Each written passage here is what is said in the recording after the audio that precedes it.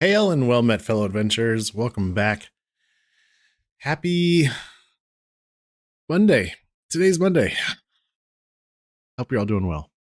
Tonight, we're going to be playing some more Tainted Grail, The Fall of Avalon.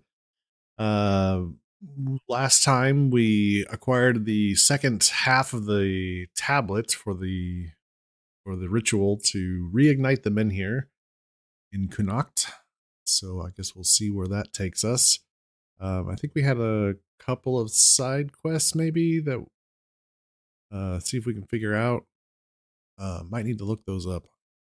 Not really sure what we're supposed to do with some we're of going those. streaking through the quad See what happens. and into the gymnasium. Come on, everybody! Woo! Come on! We're streaking! Hello, Rory. I did have to think about it for a while. Today's Monday. It threw me off. I didn't have to work today, so. So, can I count on you to keep me in line? Rory, thank you so much for the 105 stream streak. Incredible. Thank you. Hello, Ada. Happy Monday. Exciting, boring weekday. Yeah, weekday. Hello, Yohei. We have tablets that, when assembled, is called reignition. Not something like assembling the tablets. Yeah, we know how this is going to end.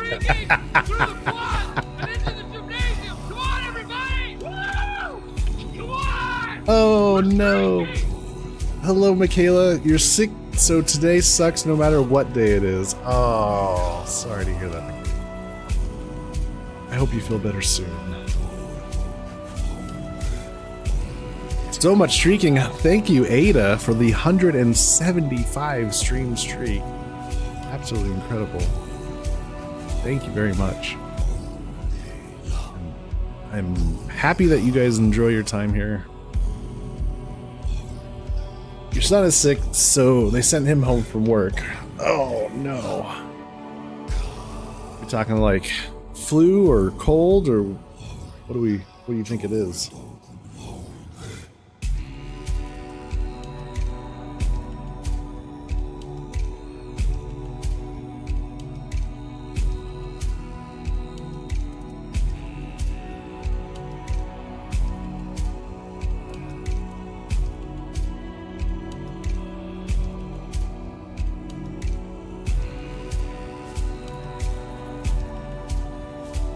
I think a cold, but COVID has been floating around here as well.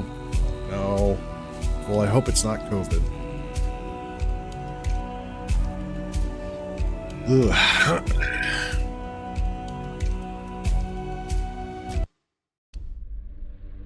Missed the big flu in our area because my daughter caught it, then took it to her dad's. Oh, that's right.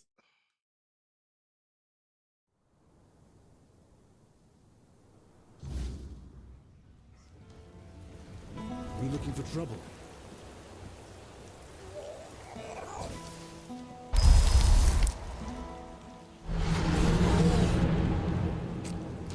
Well, we got a whole new gear set that we're trying out. I spent I had to sell all of my stored equipment in order to get enough money to get the weight of the items down to lightweight. So there's that.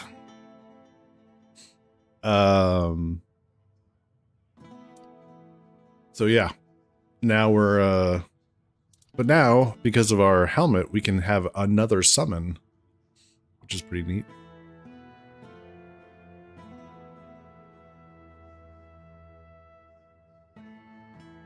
Hey, Blackbird.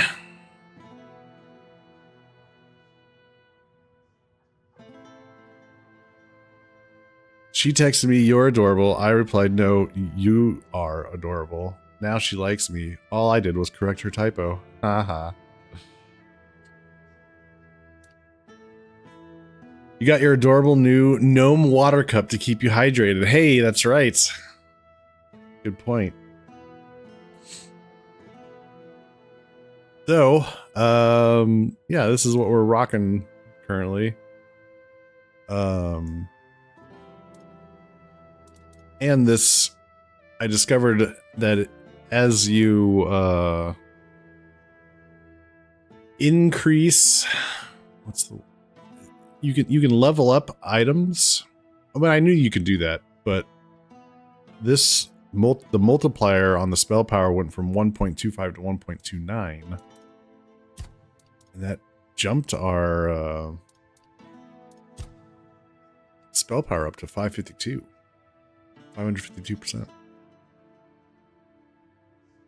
Pleasantly surprised by that.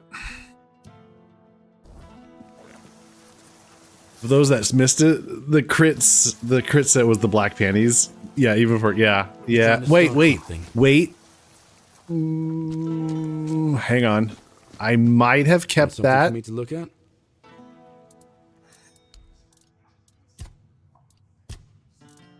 I kept some things. Like Percival's set. I did keep that. I did keep it. I did keep it.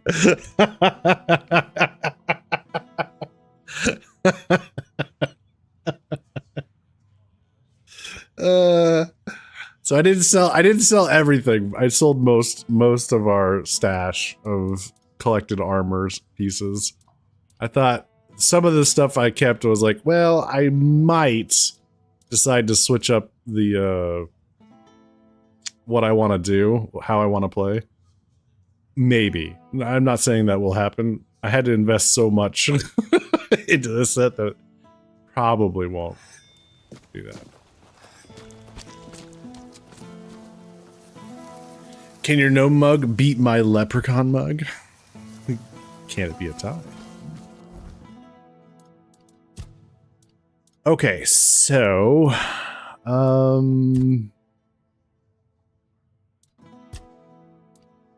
Alma struck a deal. That's in the Forlorn Swords. I think the only thing that I wasn't sure what to do was I found a letter hinting that someone has been leading people straight into an ambush. Yeah, the Crooked Trail. I need to look this one up because I remember the letter. It said it was signed by like R or E. It was just a letter.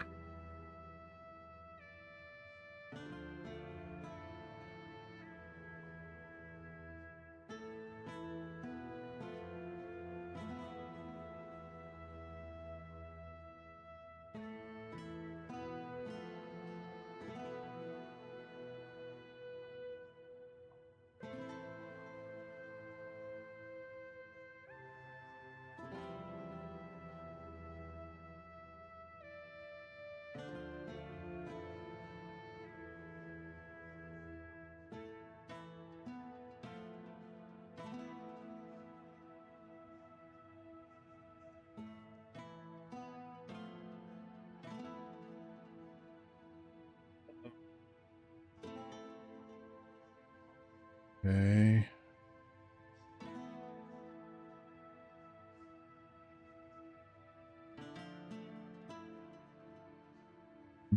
Rowan is one of the guys at the... Oh, okay. Okay. We're going streaking! As long as a world exists where you could put on the crit set, I'm happy. Woo! Come on! We're streaking! Hey, Rune. Thank you for the 7 stream streak. Appreciate that. We need to go over here to the campsite.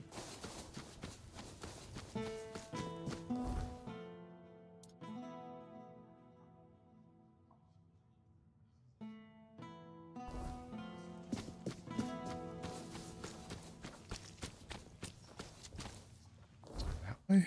No. The next one.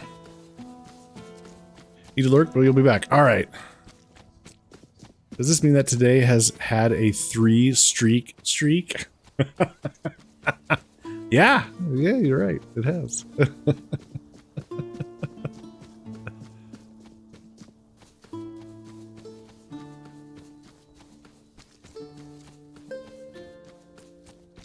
So we need to talk to Rowan down here. Still here. Still breathing. Bryn. Irvin, Quiet. Will. Oh.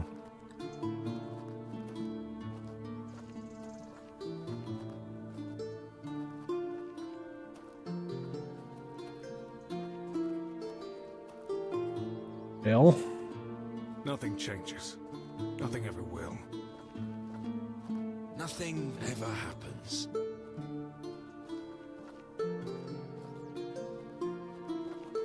oh, not here. He's actually further up.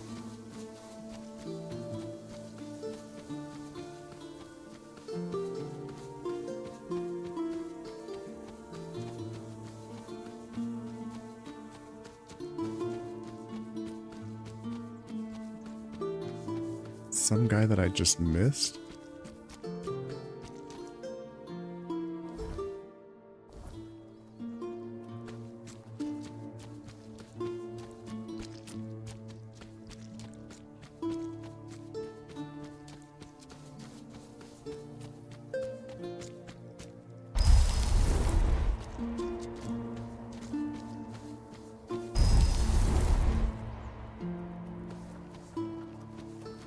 You'll fall to my sword!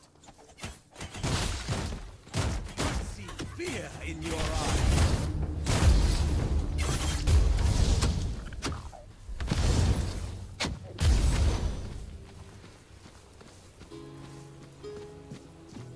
Oh God.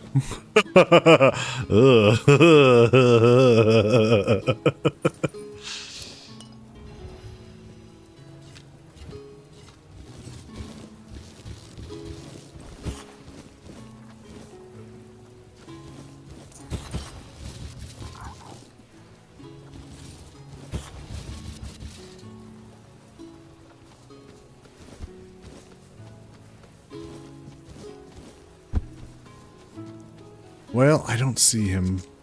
That's fine.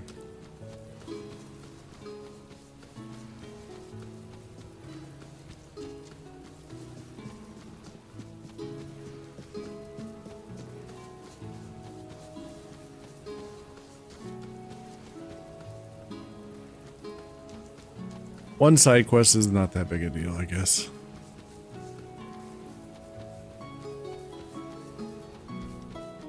Like to get it done, but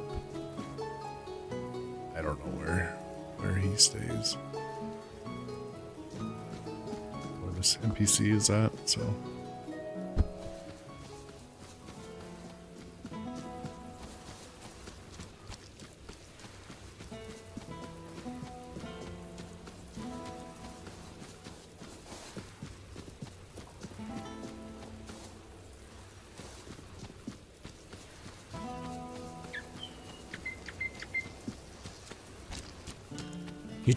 What do you need? I am so low on cash. to sell everything I come across now.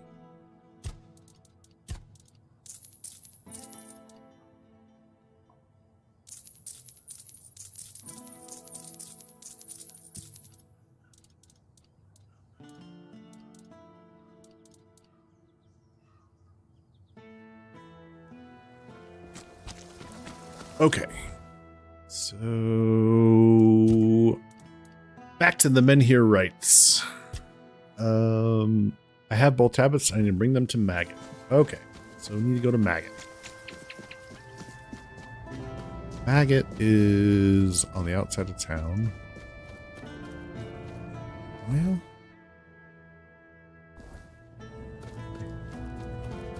here. So we'll just run it.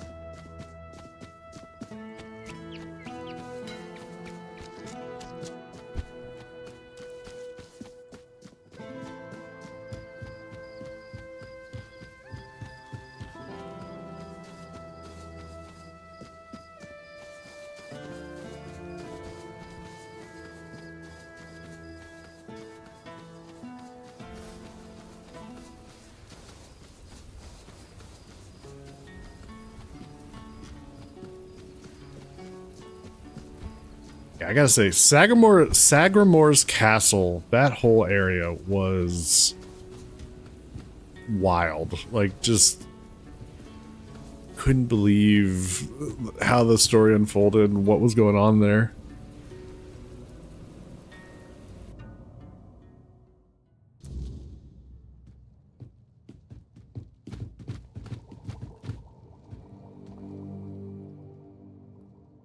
Here are the tablets containing the Menhir rites. Now, of course, we need to head to the Menhir. If I've read the notes correctly, the ritual has the best chance of success if we perform it after nightfall. No time to lose. The sooner we start, the sooner we'll rid our lands of this Camelot scum. Now I need to prepare myself, but I'll be waiting for you by the Menhir after nightfall. Okay. I wonder how much this is going to piss off the Camelot commander.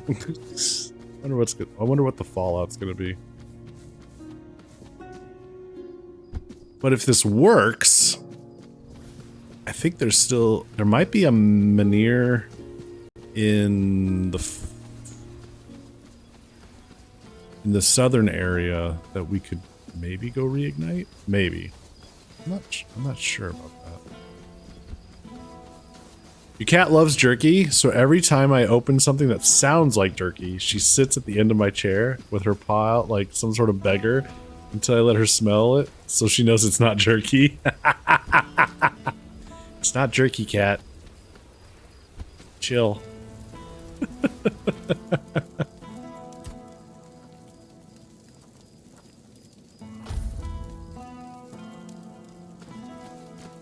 Okay. It is nighttime. It is the right time.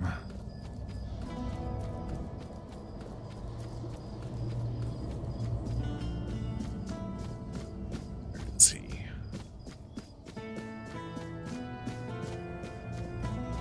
Up at the Menhir, probably.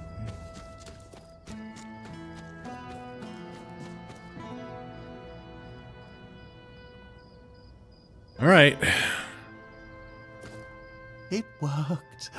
I can hardly believe it.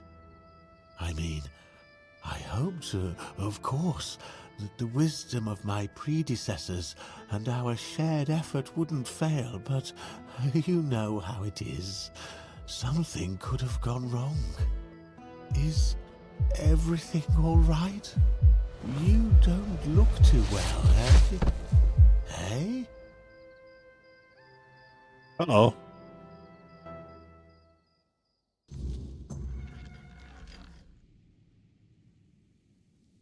So, it's done.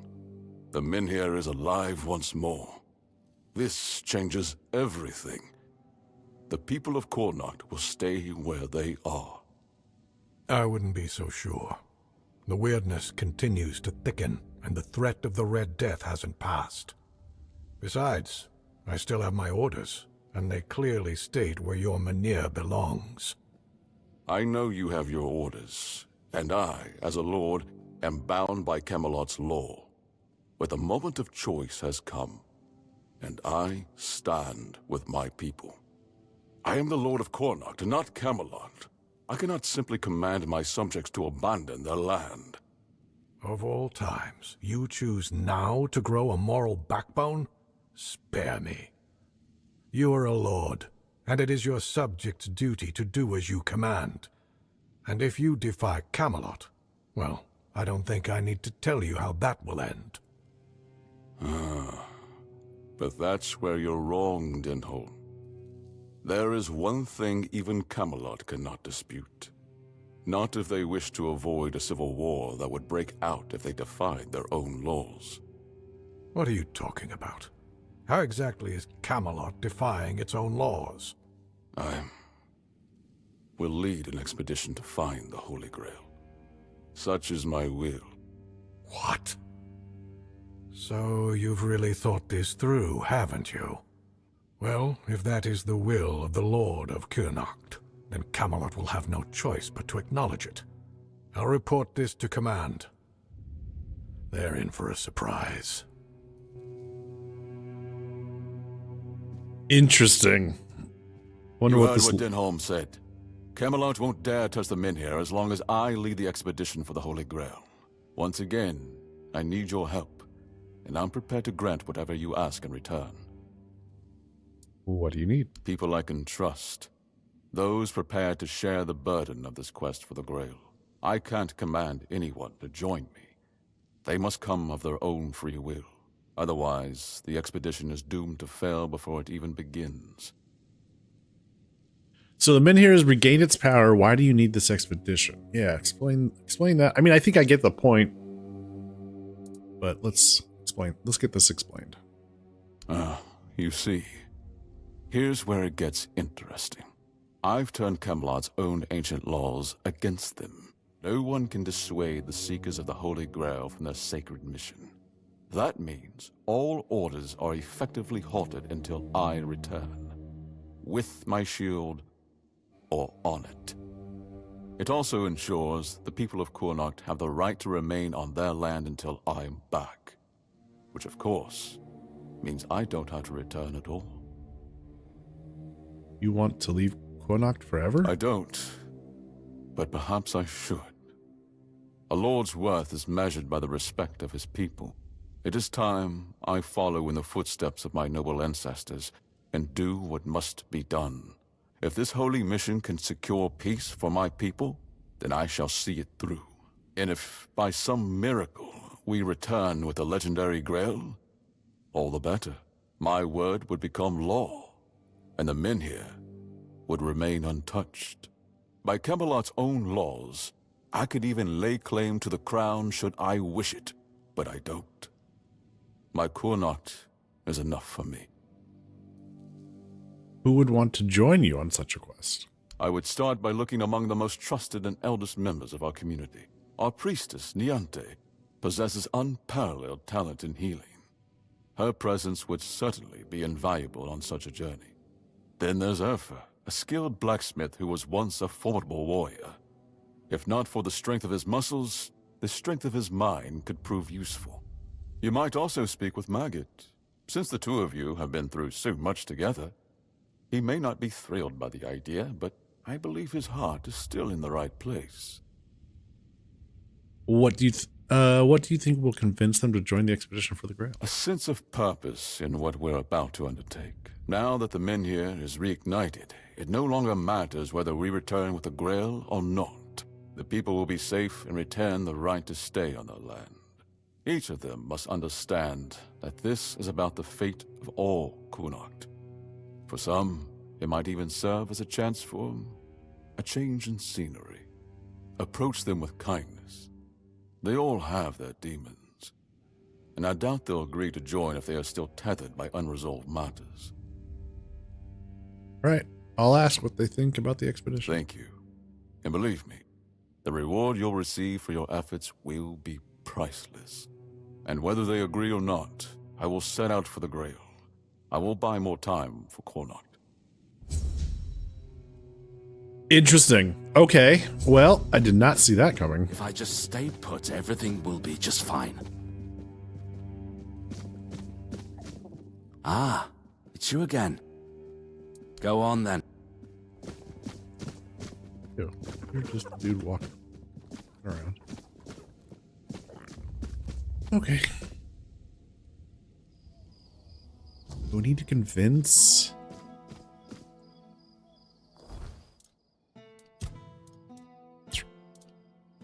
Maybe Nanti can be persuaded to join Lord Yvain. I could speak with Urfir and try to convince him to join the Lord Yvain's... And I'll see if I can persuade Maggot. Okay.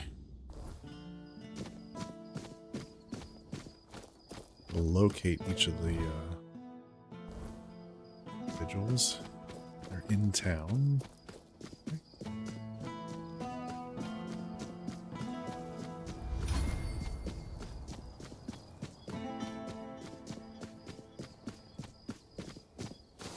How up there?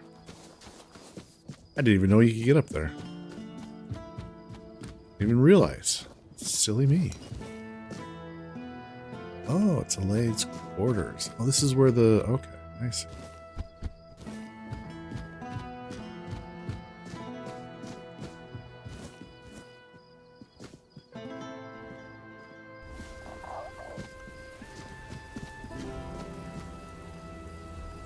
Well, let's see if we can convince Niante.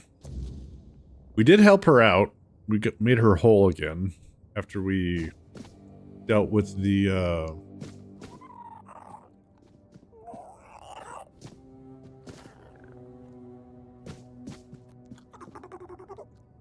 corrupted temple.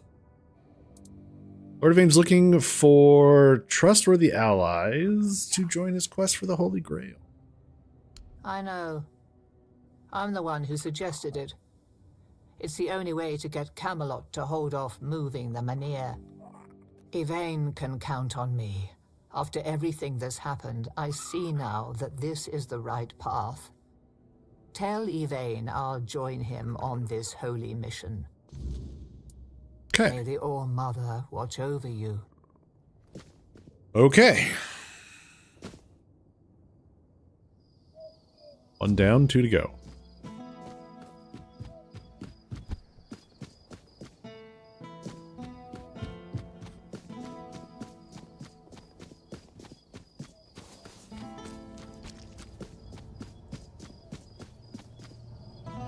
I haven't stolen anything. Yet. Hey, Duke. How are you doing?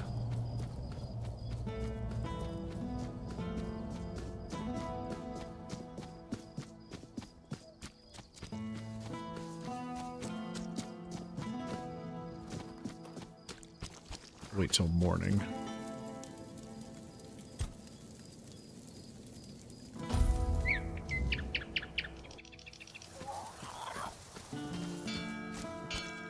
Just sat down with some dinner after being the laziest person in the world. Oh, enjoying your extra day off, perhaps?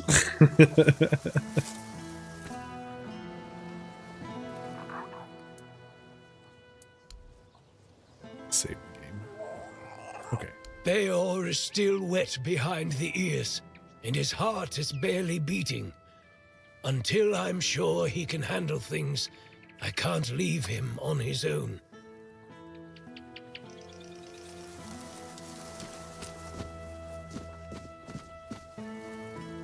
What do you need? Your wound. Your wound, the cave monster. Do you remember anything else? In my eyes, she never looked like a monster.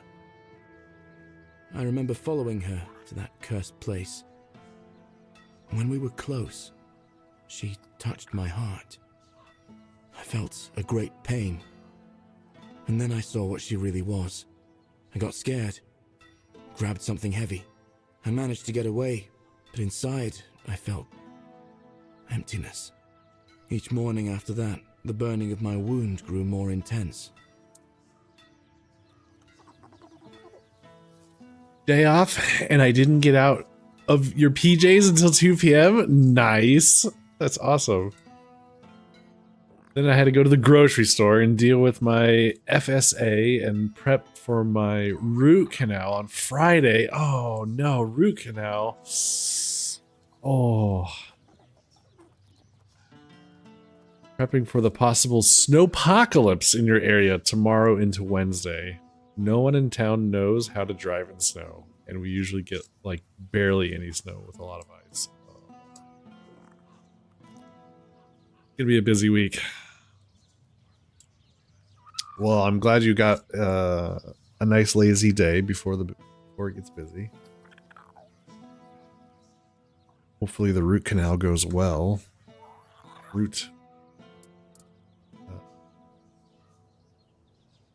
The root canal work. Let's see. I see if Urfir put you right back to work. He seems stern, but he's a good, hard-working man. This time, though, it's personal. As soon as I was sure I could swing the hammer twice, I got straight to work. I'm forging a new heart. I know I've only just gotten back the one that beats in my chest. But I can feel there's something wrong with it. It's weaker. Stop I am weaker and unsteady. It's easier for me to grow impatient and angry. More things seem to cut me deeper. I feel like my heart is poisoned. Oh, he's forging a new heart? Well, this ought to be interesting. None of that real snow shit you Midwesterners get. It should get to the root of the problem. Oh.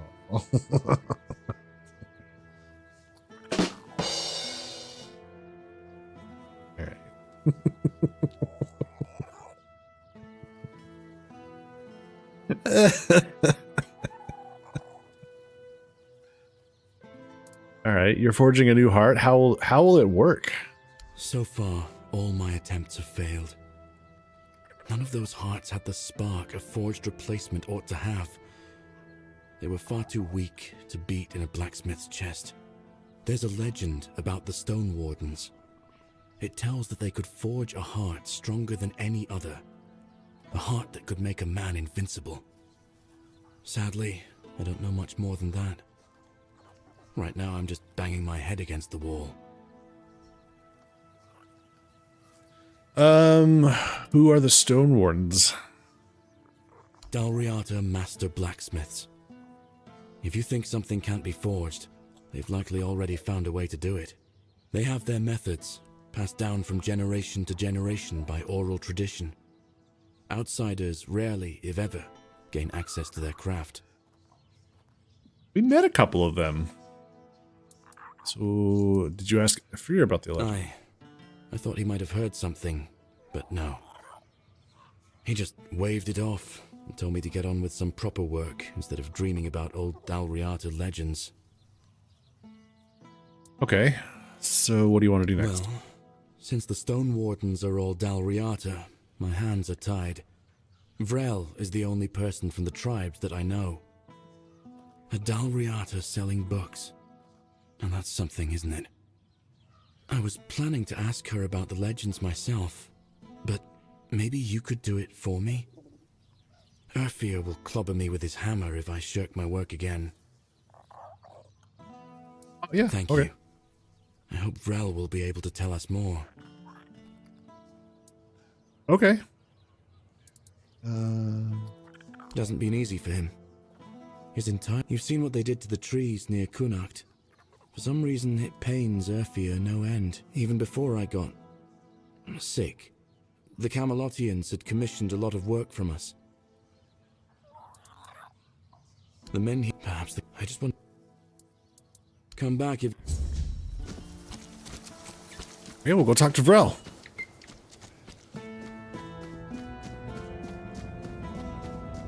I need to remember to exhaust dialogue options. They lead to side quests. Fool me. It's the bookseller. Is this it? Always a pleasure to see you.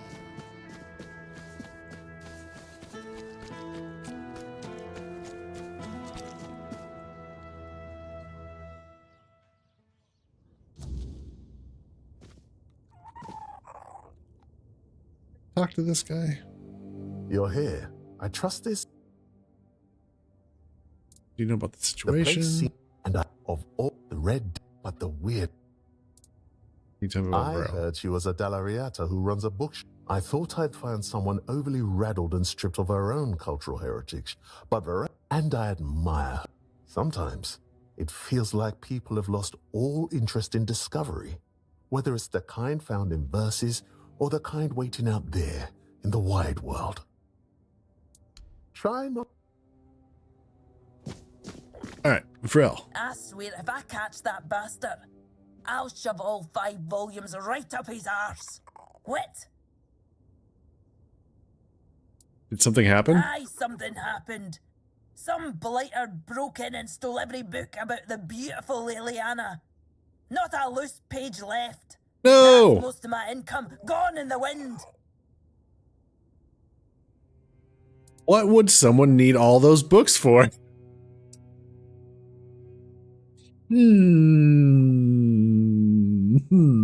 What would somebody need all the books about beautiful Liliana?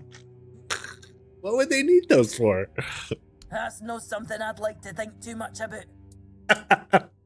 Do you have any suspects? Aye, one of the soldiers. He threw a fit a few days ago because I wouldn't sell him the latest volume on credit. There's no chance I'd ever allow that. Give it 2 months, I'd be bankrupt.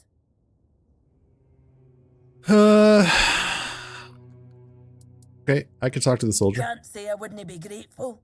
The lad's name is Walter. He's, well, all in all, he's no a bad sort.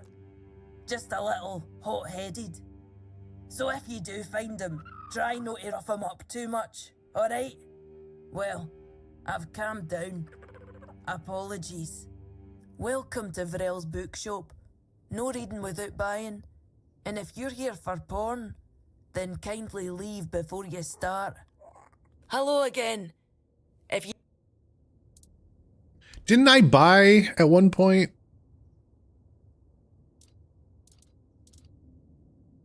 Oh, she's got a book on... I was going to say, didn't I buy some of these from her at one point? I swear I did. Secret Societies of Avalon Stone Wardens. Should probably grab that. Avalon Crimes, number 27. And Beautiful Liliana and the Forbidden Pleasure. I'll take that. Waste of money? Nah. Speaking of, let's read some books.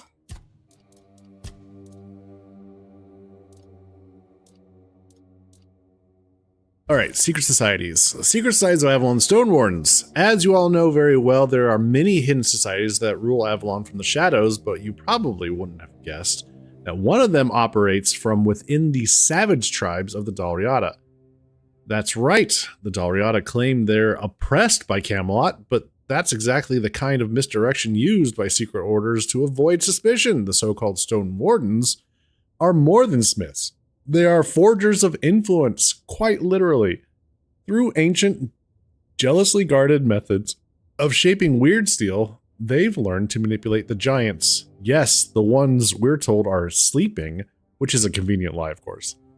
Ever wonder why the Forlorn Swords are allowed to exist? Why Camelot doesn't simply crush them despite their constant defiance? Is it mercy or controlled opposition? The answer is clear. Weird steel is the leash, and the Stone Wardens are holding it.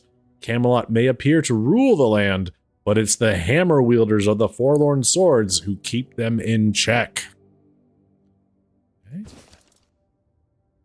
Avalon Crimes, number 27. The Mystery of Varn de Bovard. The disappearance of Varn de Bovard, heir to the estate of one of the oldest noble families in Avalon, still haunts anyone who remembers him to this day. Did Varn de Bovard run away of his own accord? Did he suffer from a madness that caused him to forget his origins? Or was he the victim of a mysterious crime? The 20-year-old Varn de Bovard was on vacation in the south, near the Horns of the South, where he enjoyed the harsh climate of the region and the soothing tranquility of the sea. However, when it was time to return to Camelot, he got into an altercation with the local residents of the village. The retired keepers living there claimed that the young man was the one responsible for starting a fight, as he had drunk too much mead and insulted everyone he came across. However, it is not for us to judge where the blame lies, as we never got to hear Varn de Bovard's own side of the story. Afterwards, the young noble tried to return to the carriage that was supposed to take him home. The coachman, however, refused to take him anywhere, rightfully claiming that his current state, such a long journey was not advisable. In his current state. He advised Varn to visit a physician and promised that if he was confirmed to be healthy and able to travel, they would depart immediately. What happened next is not entirely clear. Varn de Bovard went to Jan Heber, a physician from the Horns of the South, who prescribed him healing ointment and rest. 2 days later, a young man returned to the coachman, and they were about to depart when Varn turned on his heel and ran off, waving his arms frantically. Witnesses claimed that he had madness in his eyes, ran blindly, and when someone tried to stop him, he mercilessly knocked them out and continued running until he disappeared into the dense forests of Grubwood. Investigators from the Arcane Crimes Unit, who were sent to the scene, questioned all the witnesses for months, but their efforts were in vain. We only know that the healing ointment prescribed by the local physician was not found among Varn's personal belongings. Did Varn use it at all? Or did he use too much? Or apply it in a way that went against the physician's recommendations, leading to his madness? This year marks 21 years since the disappearance of Varn de Bovard. Will he ever be found? If he is, you will be the first to hear about it. Subscribe to the Avalon Crimes with your favorite merchant. All right.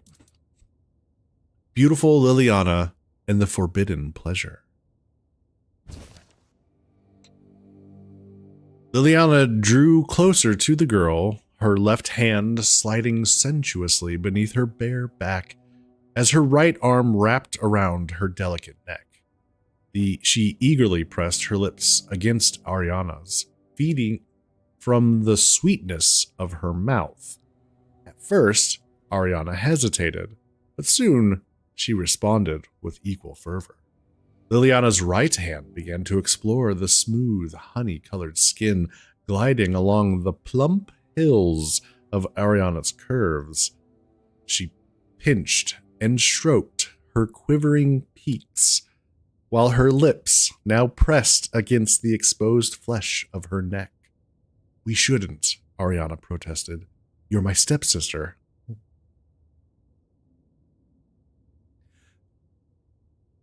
But Liliana was undeterred, capturing her mouth with hungry urgency.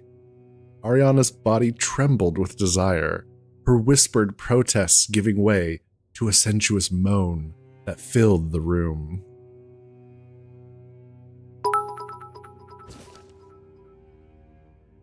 Yo Heiko Mycheard. X100. Oh my. Duke, that's exactly what I thought.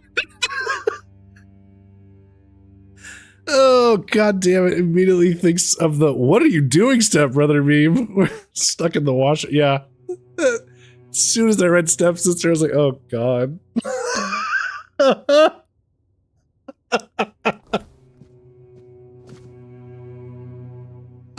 Yo, hey, thank you for the 100 bits.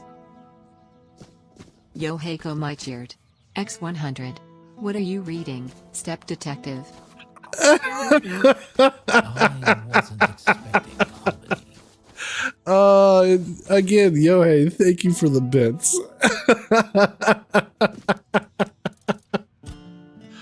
I think we have some more. Hang on. I need to check. I thought I had... Oh, maybe not. Okay. I guess not.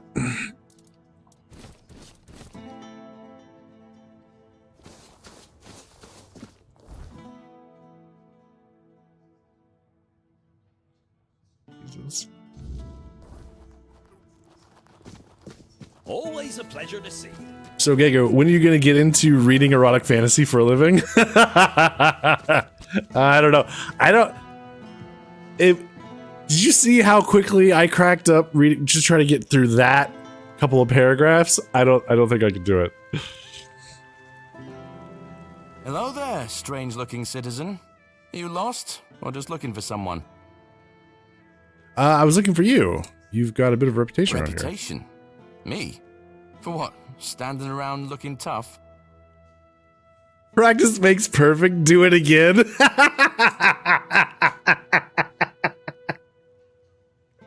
You do know that audiobooks are not narrated in one take, right? I know. I'm aware.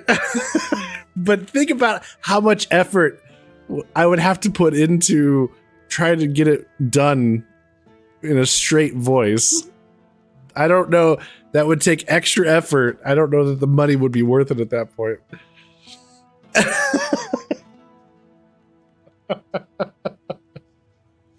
Time versus effort, time and effort versus how much I'm getting paid to get it done, I don't know.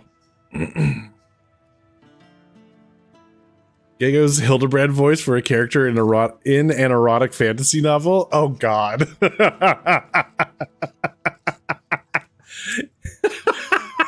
Wait, you mean, to be fair, my Hildebrand voice is loosely based off of Dudley Do-Right.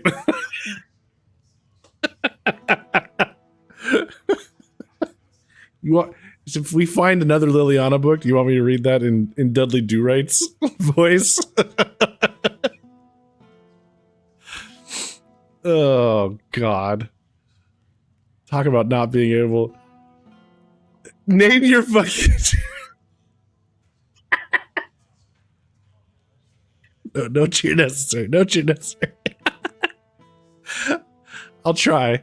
I will try. For science! Reputation, me, for what? Standing around and looking tough? No, for being Liliana's biggest fan. Funny thing, all the books about her are missing. Wait a moment. You think I stole those books? Beautiful Liliana is sacred to me, all right? I'd never touch Vrel's stash, I swear. I was saving up for the new volume. Now it's gone? How the hell am I supposed to know what happens to Liliana next? No! Oh, it's the worst. Any idea who might have taken them? I don't know. But there's this red priest hanging around who loves scaring the crap out of soldiers. Always preaching doom and sin, you know? And you know what's worse?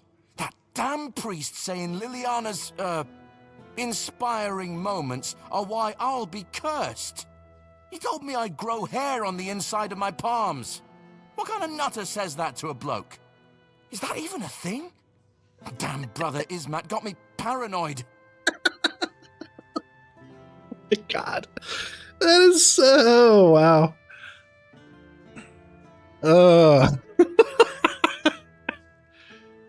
Yes, it's a thing. A very serious curse. Completely real.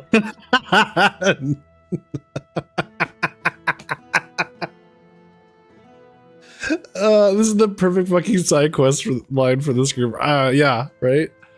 No, he's the paranoid one. You'll be fine. Oh, thank the gods. I was losing sleep over this.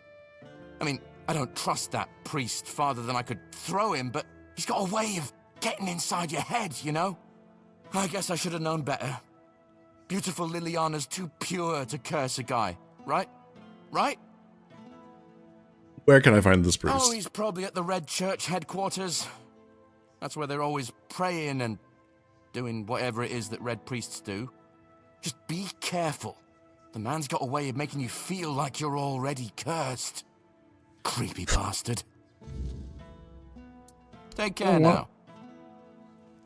Go talk to a dickhead priest.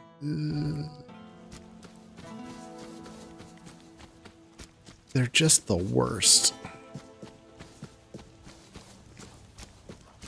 The priest headquarters downstairs?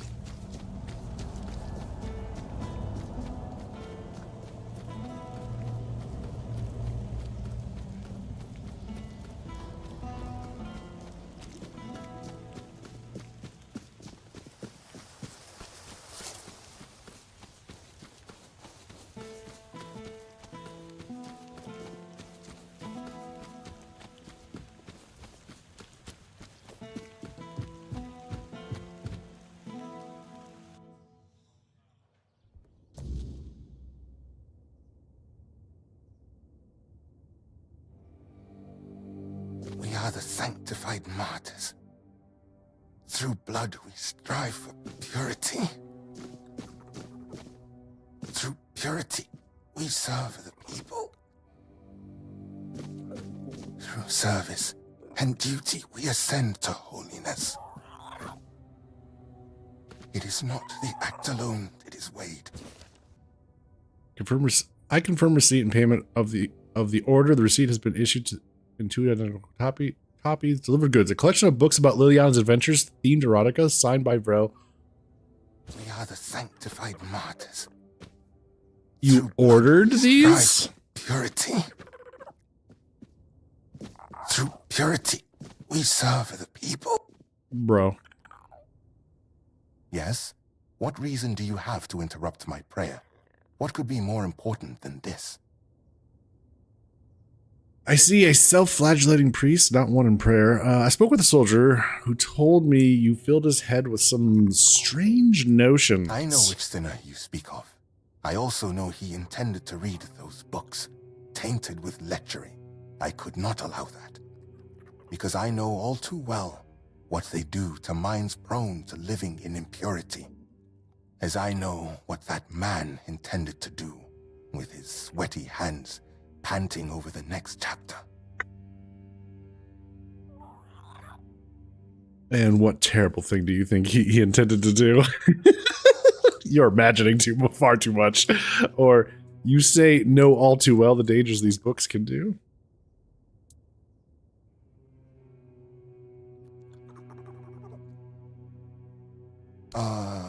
Of course.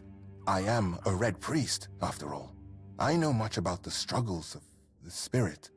Huh? About what shatters a person's dignity. About the acts that cloud the mind with a fog. What do you think, What do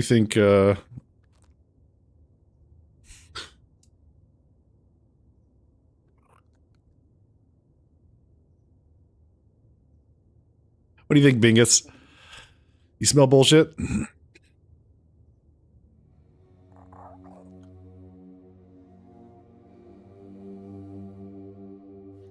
I know you have these. Oh, I smell bullshit all the way. Yeah.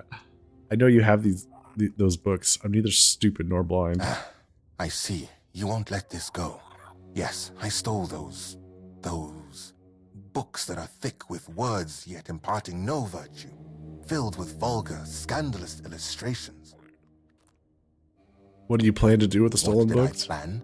To burn them, of course. That is what Miss Liliana deserves. That is the fate that befalls a rakish infidel.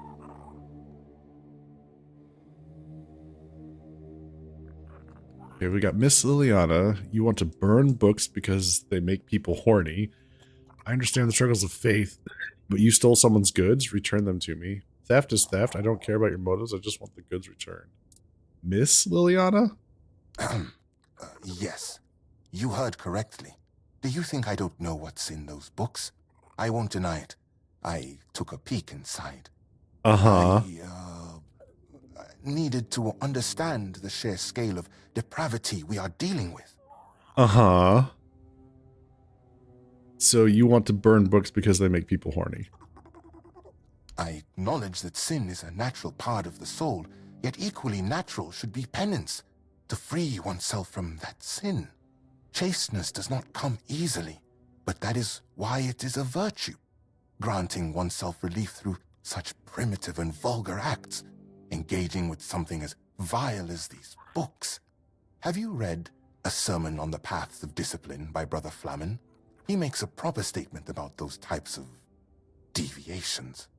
Hands that stray toward idle pleasures build no temple. Okay. You wish to have at least the bare minimum. Excellent. Look around our quarters. You should find that we are the sanctified martyrs. Right here. Okay. So, brothers and sisters, heed this wisdom. The body is a vessel of the prophet's will, and its purpose is not to squander, but to glorify. Hands that stray towards idle pleasures build no temple. For what is taken in secrecy profits not the soul. Let not thy flesh govern thy spirit, for the fleeting flames of indulgence consume the heart's purity and leave behind only ash.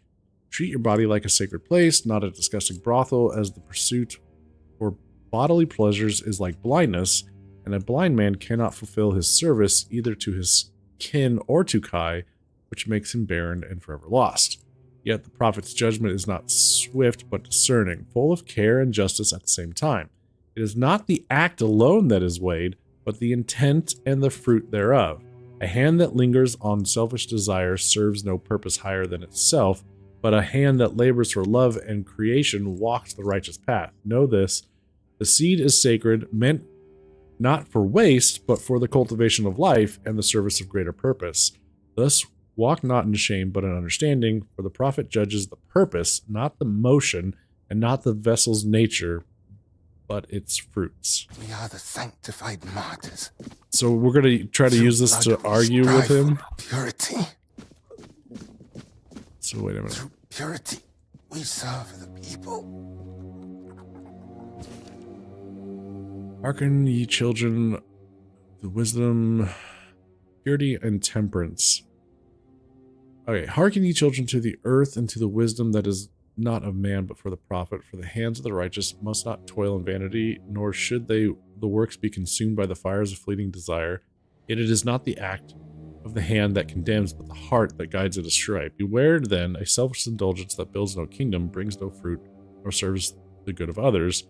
As the river flows not backward, so should man's spirit strive forward, seeking what is pure and true. Remember, therefore, the gift of life is for sharing and not for consuming alone.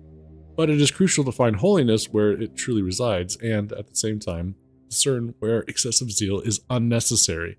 Do not waste your time searching for trivial problems. Your time can be put to much better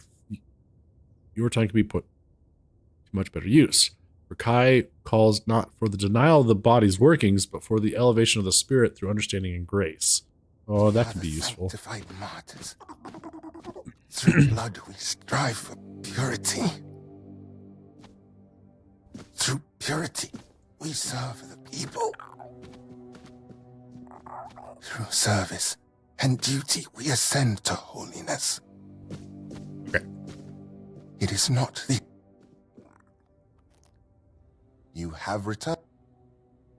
I've read some... So, what does someone like you glean, especially since it's written that a hand that lingers on selfish desire serves no purpose higher than itself? Know this, the seed is sacred, meant not for waste, but for the cultivation of life and the service of greater purpose. What if such a form of satisfaction allows people to meet their needs in a healthy way? Does that not serve a purpose? Of course it serves a purpose, a vain and impure one. Such self-gratification weakens the spirit and body. It compels the heart to submit to every fleeting whim.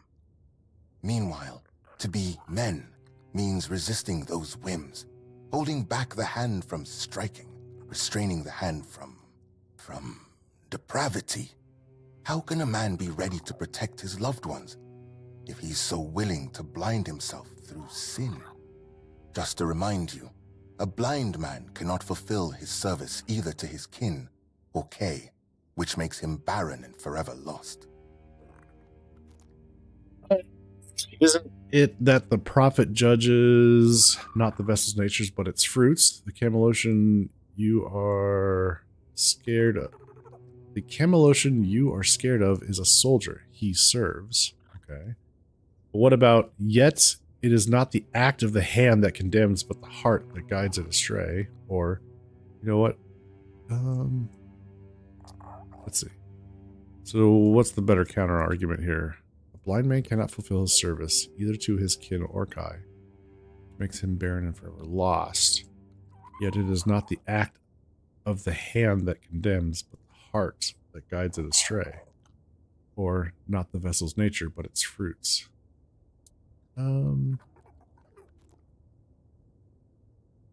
I see you didn't stop your reading of Flamen at a sermon on the paths of discipline, and you've cited the perfect passage. That's precisely the point. What ultimately guides the hand to sin is, after all, the human heart ablaze with unchecked desire. The same sermon says, "Remember, therefore, that the gift of life is for sharing and not for consuming alone." Woe, then, to the hearts driven by selfish desire, as those hearts won't listen to the word.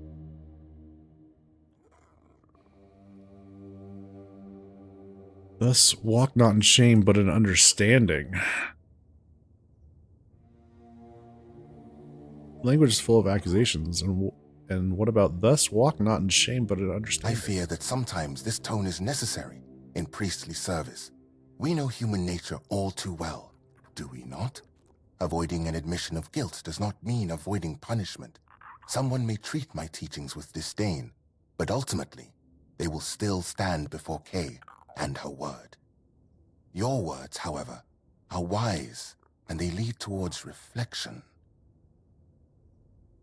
Seed is sacred. Perhaps we should treat those subjects as a natural part of life without unnecessary sanctity. And there it is, the image of modern humanity, knowing no virtues. Stripping purity from every aspect of life, you kill holiness. And then, in the face of life's hardships, you ask where grace has gone.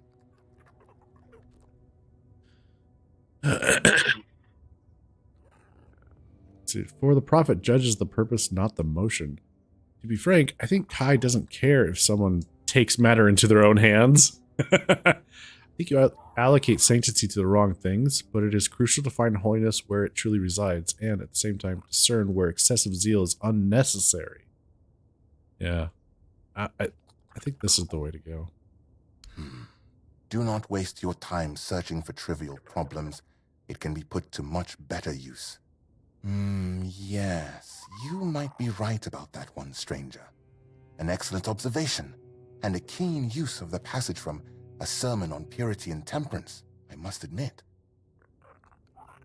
What gives you the right to control what a person does with their own body? It's not about control, my child, but about opening the eyes of those who cannot see.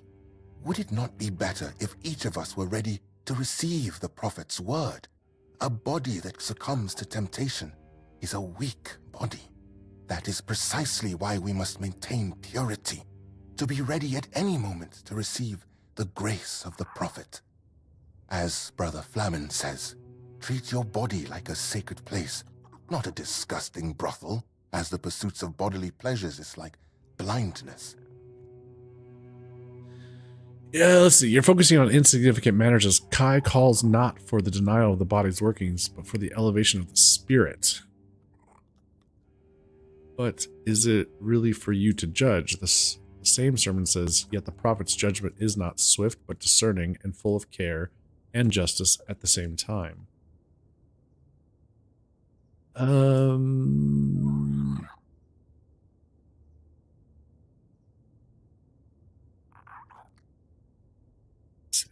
Kai calls not for the denial.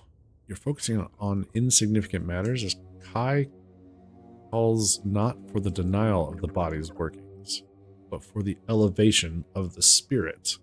Through understanding and grace. That is a fragment where Flamen was not mistaken. It is difficult to interpret it otherwise, and his argument is further strengthened by his reference to the texts of esteemed priests. Nevertheless, the matter here is different. It has been stated many times how such acts dull the human mind.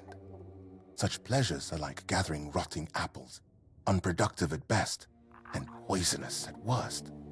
So, dear stranger, what about my role in all of this? Where would people be without priests striving to protect them from sin and impurity? Let's see. I believe that what people do with their own bodies is their own business. Yep. You desire grace, someone else desires eroticism. Both are fine as long as neither harms another person. True. Separate natural needs from faith. Some things don't need to be treated with dogma. There is sanctity and there is humanity. Don't make a fuss over reading lewd books. You desire grace, someone else desires eroticism. Both are fine as long as neither harms another person. It is true that I myself was not always a priest. I did not always live guided by purity. Did that make me someone who hurt others or a bad person? I believe it did not. That's a thought worth remembering. Enough, stranger. I see you've tried, but I won't debate matters of faith further. The books will burn. Ah, shit. Anytime I can tear, any chance I have to tear down a religious person with their own text, I'll take it.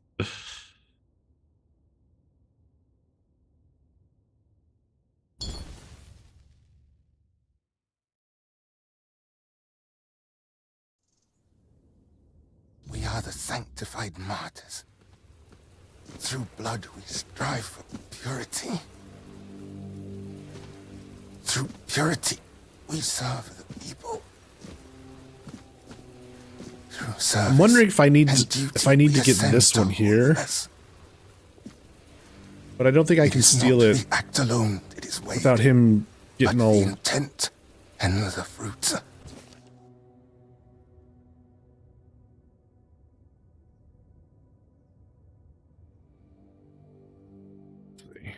Maybe we can just read it. I don't know that we have to We are steal the it. sanctified martyrs. Maybe Through just by blood reading we it, strive for that'll help give us some purity. more arguments. You have so especially no. Of course. Meanwhile, how can a just a Okay. So we went with.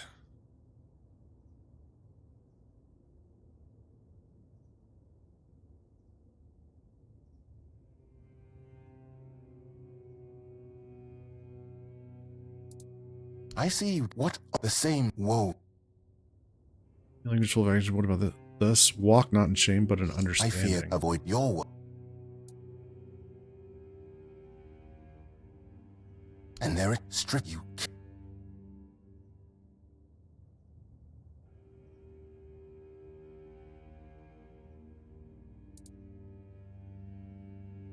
Some zeal's unnecessary. An excellent. Is it right? Would it that is as Okay, so where did we go? But is it really for you to judge? The Herman says, yet the prophet's judgment is not swift, but discerning and full of care and justice at the same time. That is, of course, an astute observation. However, I am full of faith that I have been placed. Still, one could also view it from the perspective. So, dear stranger, what about my role in all of this? What's your role in all of this? Where would people be without priests striving to protect them from sin and impurity? You desire grace, someone both are fine as long as neither harms another person. I'm wondering if I'm going to stick with that and see if something.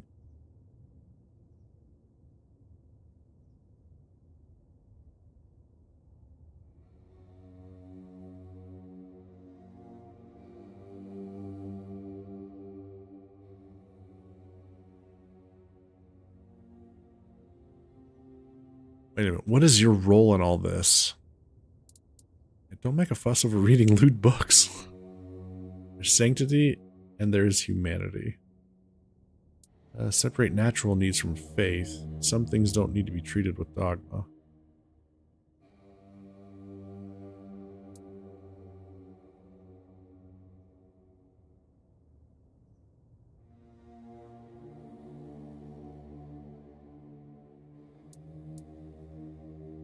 I know not everyone will get close to sanctity. I don't believe I'm close to it. Only through this. Those lewd books are just one of enough. I see you've tried. The books will.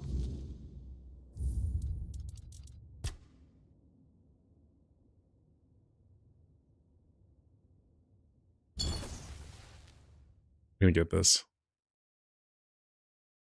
I'm gonna try to understand this. We are the sanctified martyrs. You have. So, no. Of course. Meanwhile, how could just a. I see what the sick. Whoa. I fear avoid your. And there's you. And this is with that. However, so what about. It is true. Did that's a thought. Enough. I see you've the books. So it's not that. Is it?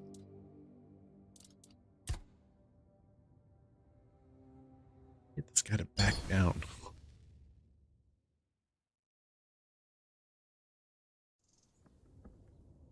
We are the sanctified martyrs. You have. So it's no. Of course. Mean how just. I what this. I of your. And there's you. And that. This is what that. How so what. Okay, so we've tried this one.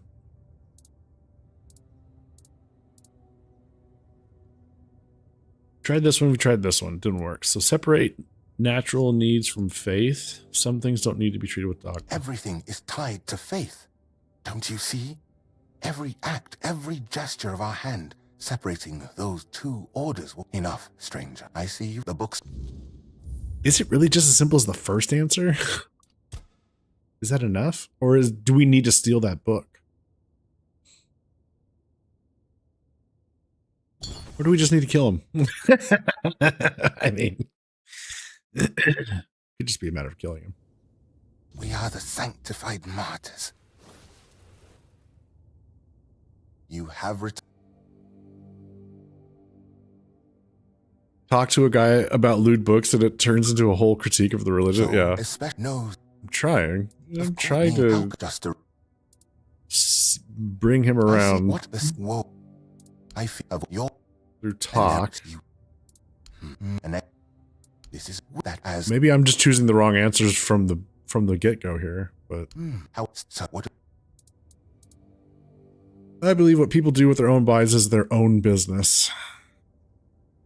Their own business? And what about dedicating about the fact that each of us... Okay. About the fact that each of us become a vessel in which her word can resonate? That's what being a good person is for. Liliana has nothing to do with it. I've met people falling into temptations with good hearts, doing lots of good things for others.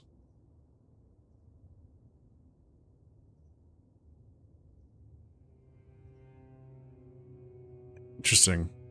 I've met people falling into temptations with good hearts, doing lots of good things for others. But a hand that labors for love and creation walks the righteous path. I suppose then that those who succumb to temptation... Enough, strength. I see you've tried. The books will... We got further with that. Okay.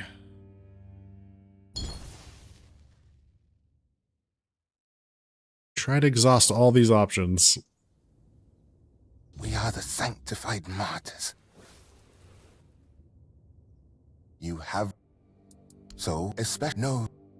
Of course, me... How just... What this... I feared of your... And that's you... And... This is that as... How... So, what about... Zero about... Okay, that's what being a good person is for. Liliana has nothing to do with it. Are poisonous for a soul, and a poisoned soul becomes weak. Enough. I see...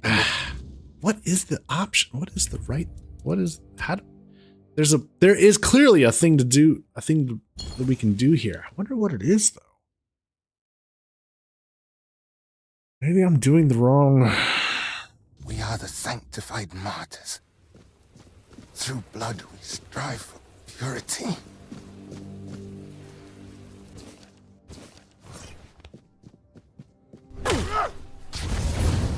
Oi! Stop where you are! Seems we have something to... You'll... So killing him is really a bad idea here.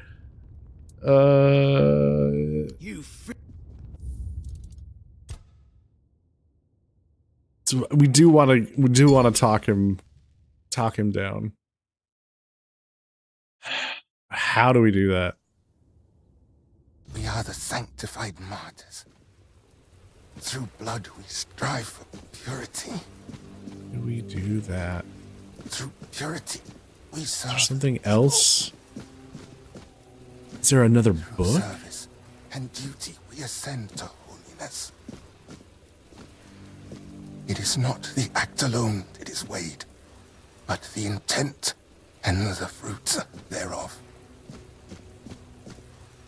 What do we do here? Okay, so we can't just outright kill him. We get in trouble for that. Fine. But...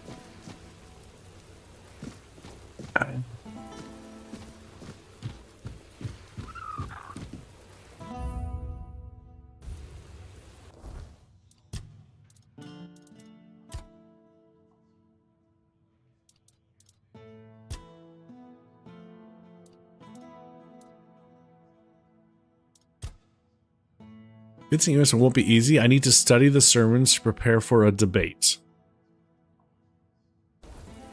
Okay.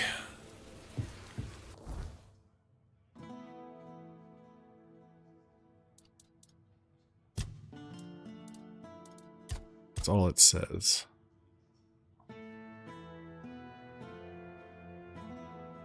Temptation. Let's look this up. Because it has piqued my curiosity. What am I missing? Maybe we've got all the answers we need. I'm just doing the wrong arguments. That's very possible.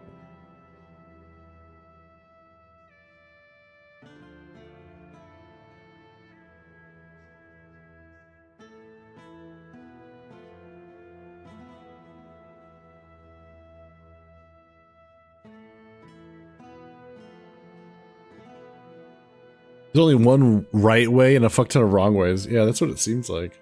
Okay, so you need to read the sermons to debate religion with the Red Priests to recover erotic books. The process is kind of annoying, so here's a step-by-step to succeed. Okay, first, if you can't pass the 2 skill checks, there is a letter under the table that proves he has the books. Right.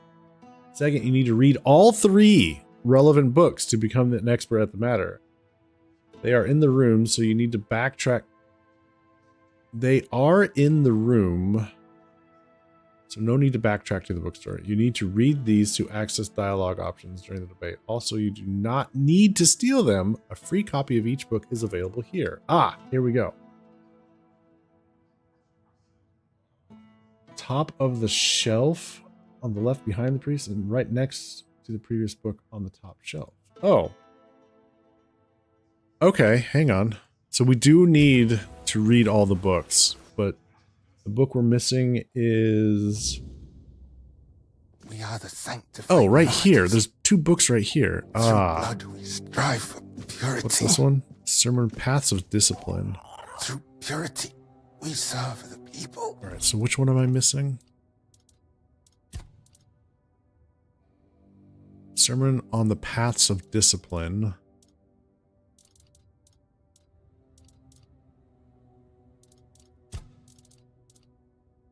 Sermon on Purity and Temperance. Through service. Clarification of purity and temperance. Here we go.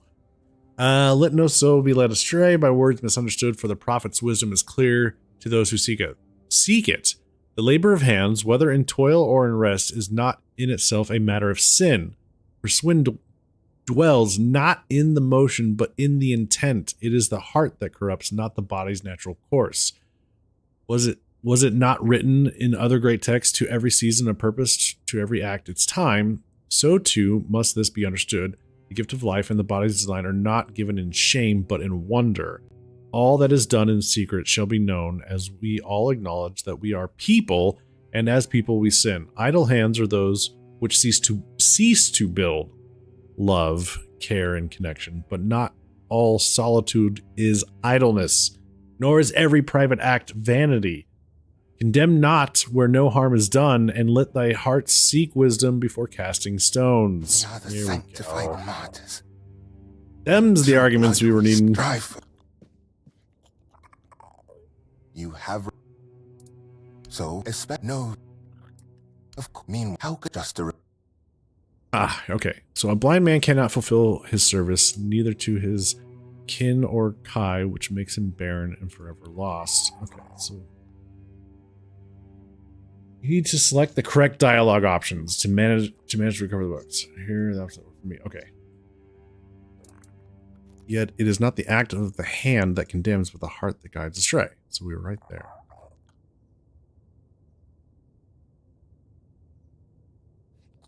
I see you did what all the same. Whoa.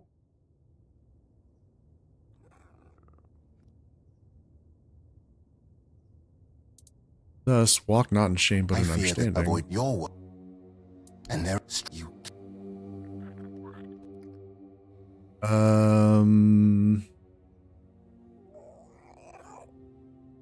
You allocate sanctity to the wrong things, but it is crucial to find holiness where it truly resides, and at the same time discern necessary. That is as okay.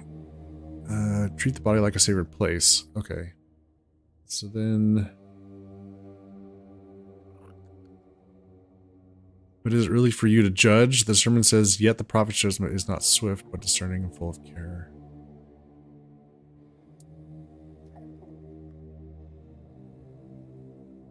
However, still, so what about...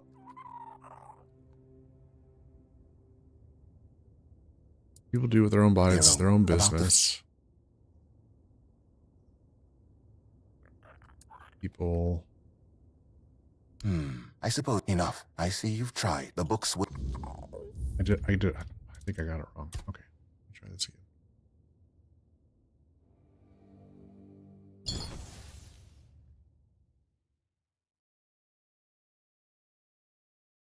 Oh, I did pick the... Oh, shoot. We are the sanctified martyrs.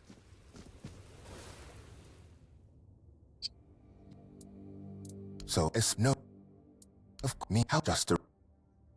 Okay, what about... It is I see what the say... Whoa. Yeah, these measures seem to adopt an accusatory I fear tone. that sometimes this tone is necessary, avoiding and admit your word. And there... You... Allocate seems to be the wrong places. This is... Right. That is as...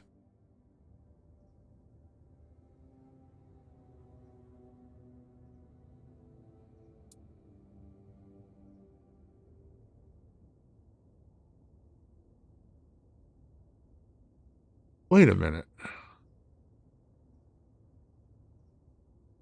Shouldn't it be this one? Isn't it true that we already know well what people do in private?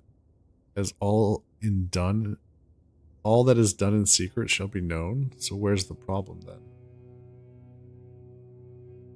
I feel like there's something...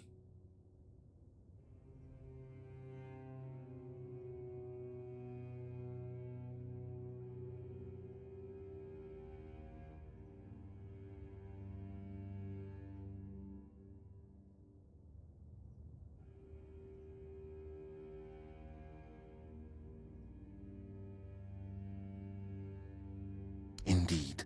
But this does not apply to the problem is even greater, as despite the common knowledge of vain practice, they make no effort to fight it. So, dear stranger, what about...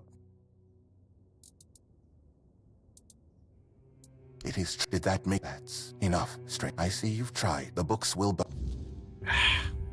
We gotta figure this out. I don't know that this guide is right.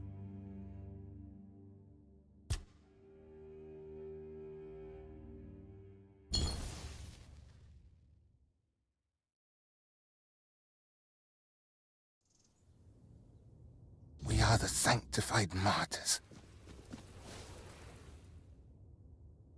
You have... So, as no... Of course, me, how just a...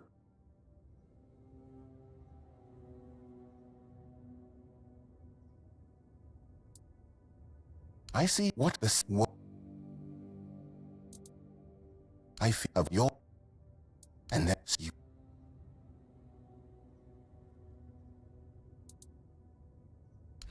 And that...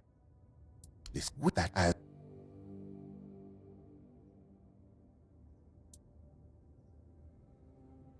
However, still, so, what about... Their own, about...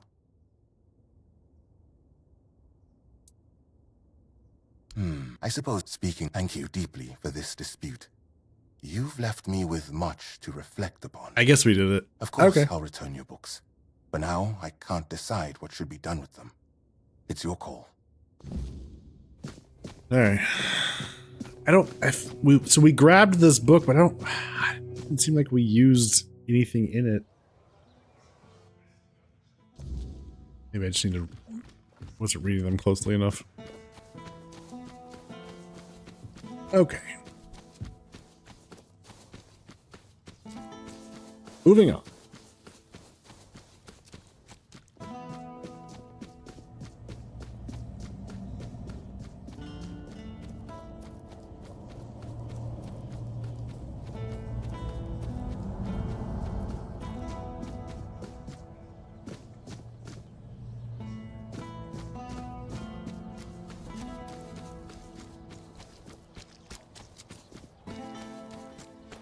Always a pleasure to see you.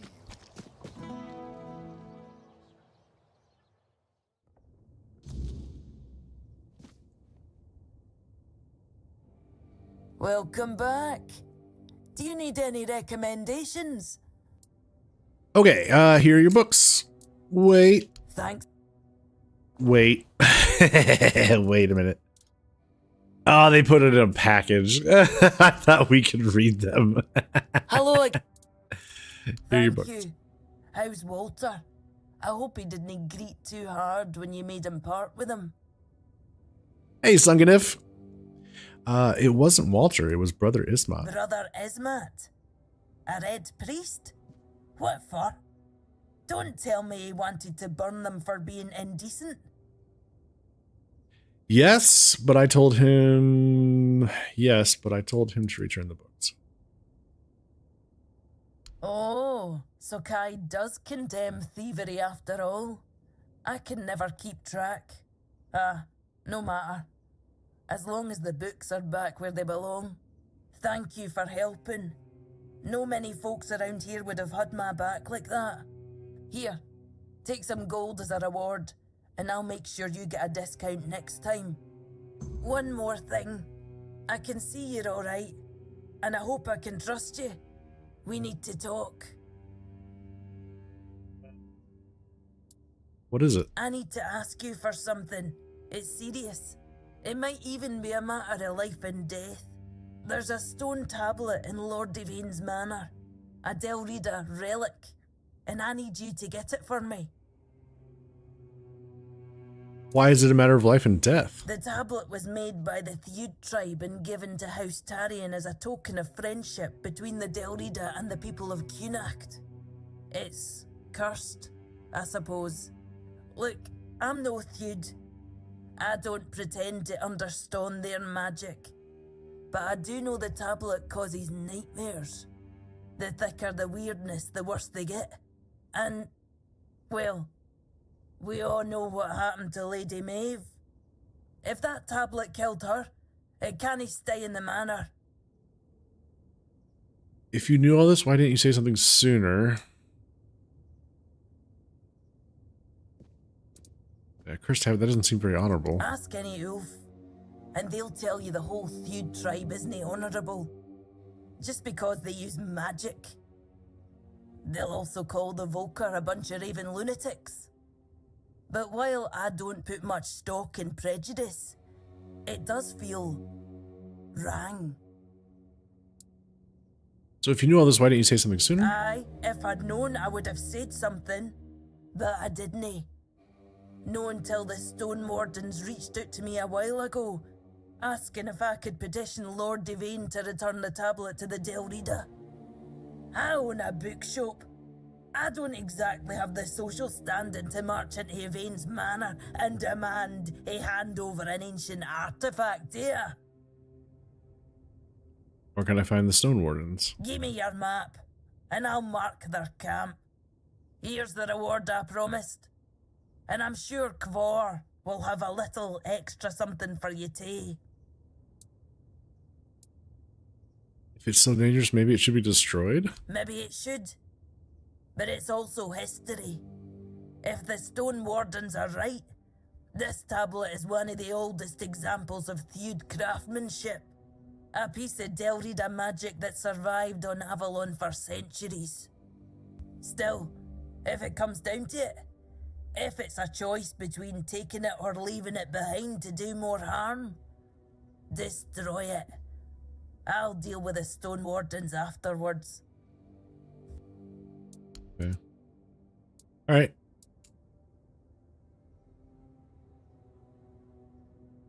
So... Okay. You know, I was just going to ask you to talk to Anselm for me. But if breaking in is what you prefer, I'll only stop you.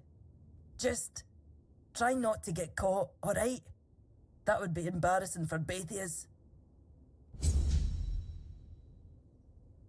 Now, give us access to a different quest? Silent Burden?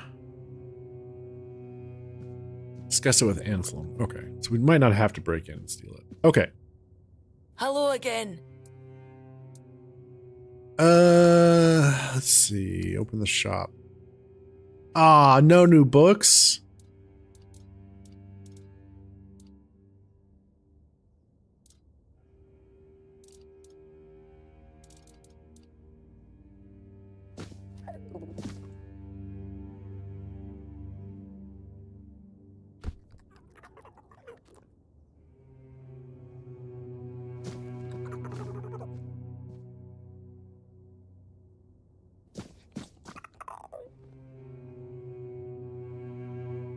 You found the stores to be underwhelming. We just stole back, or not stole back. We just recovered all those Liliana books for her, and then they're not there. Boo!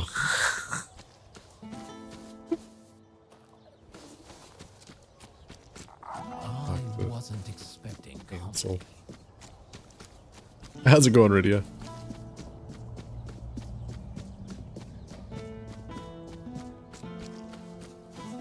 Bookstore discount, gimme. Hell yeah.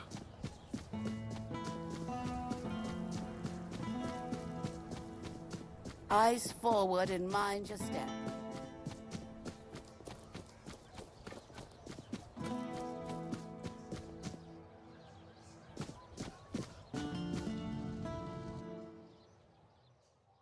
The Gego Liliana complete works will never be complete. No! You've come back. Let's hear what needs addressing. Okay, I'm interested in an old Dalriata tablet that's in Lord Yvain's possession. Are you now? My, have the paraphernalia of the Dalriata suddenly become fashionable while I wasn't looking? That tablet seems to be gaining in popularity by the day. I told Varel the price, 2,000, and that's final.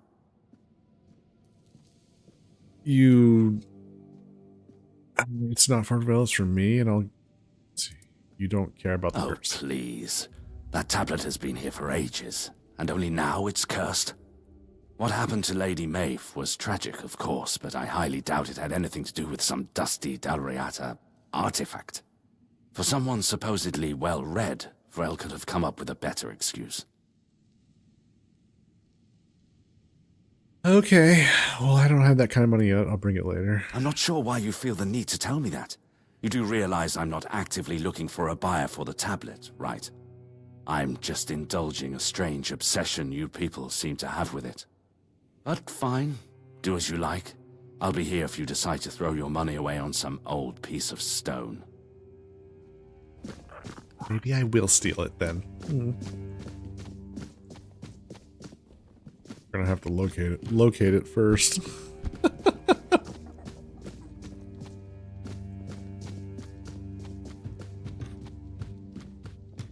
If we can find it. Startled me. Maybe it's upstairs.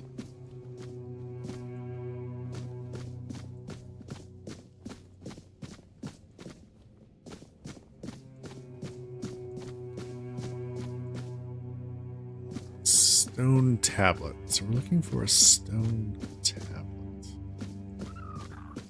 You startled me. I mean, I'm just walking around, dude. And how I keep startling you.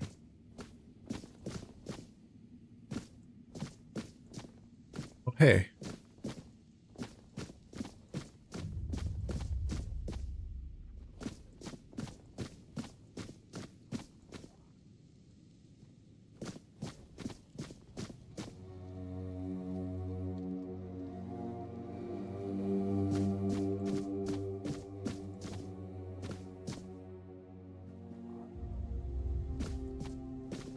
So they claim it could be stolen.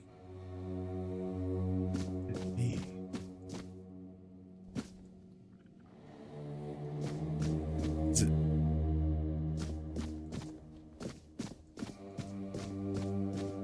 in his chamber where he's standing? Yeah, that could be problematic.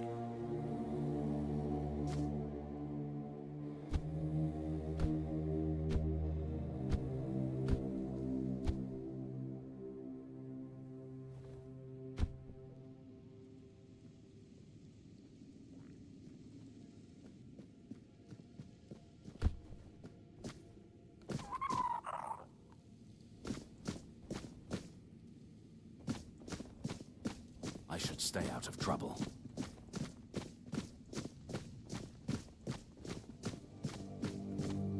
Need to get eyes on it. Stone tablet. What is it? Nothing.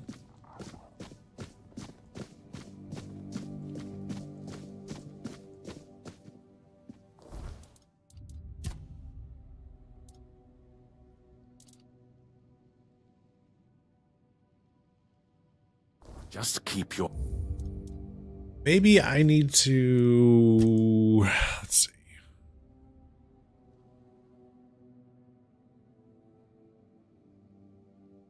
Maybe if I don't talk to him, I can find it to steal it. Maybe that's the difference.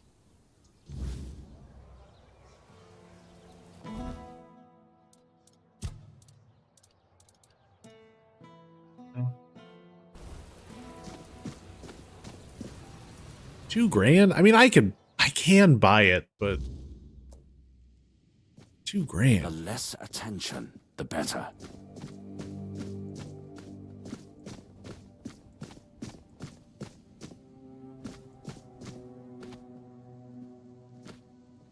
You startled me. He doesn't have it on him.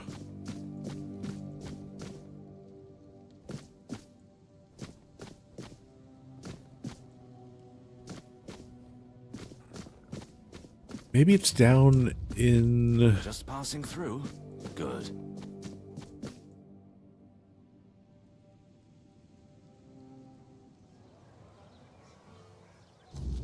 He's down in the crypt?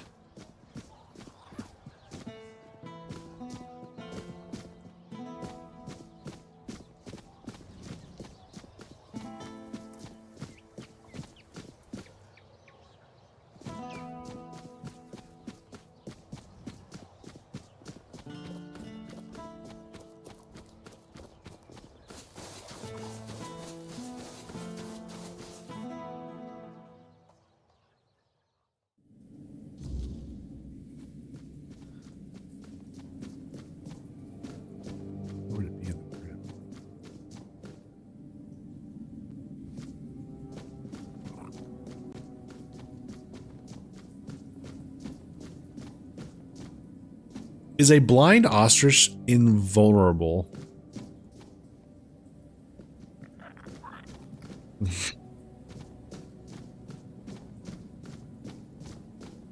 Interesting question. I don't know. What do you think? Is a blind ostrich invulnerable?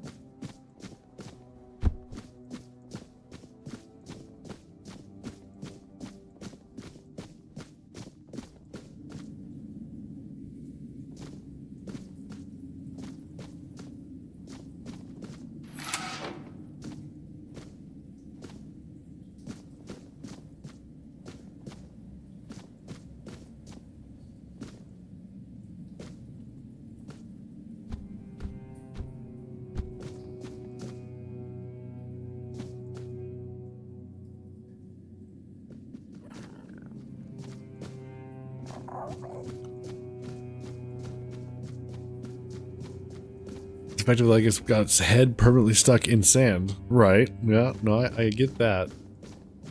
But is an ostrich with its head stuck in the sand invulnerable?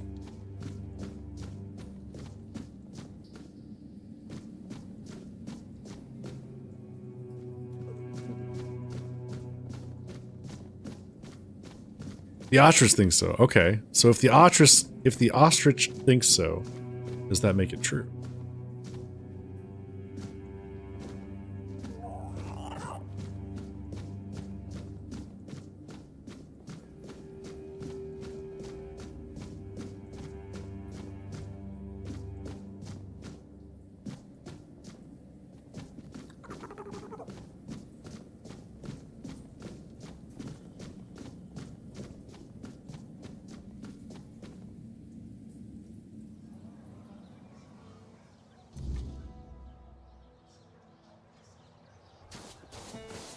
I've never had reason to doubt an ostrich. Well, then I guess you got your answer.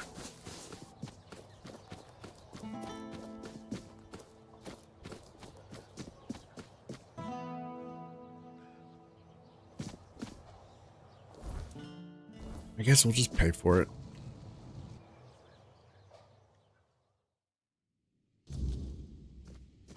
I should stay out of trouble. You've come back. Are you now? I told... Truly? Well, still, better you than Dalriata. She put us in a terrible position. She came here and demanded we hand over part of our treasury, just because it was once theirs, as if we could afford to show any more weakness. Take the tablet, do whatever you wish with it. I never want to hear about it. Finally started the game. Nice, Rune.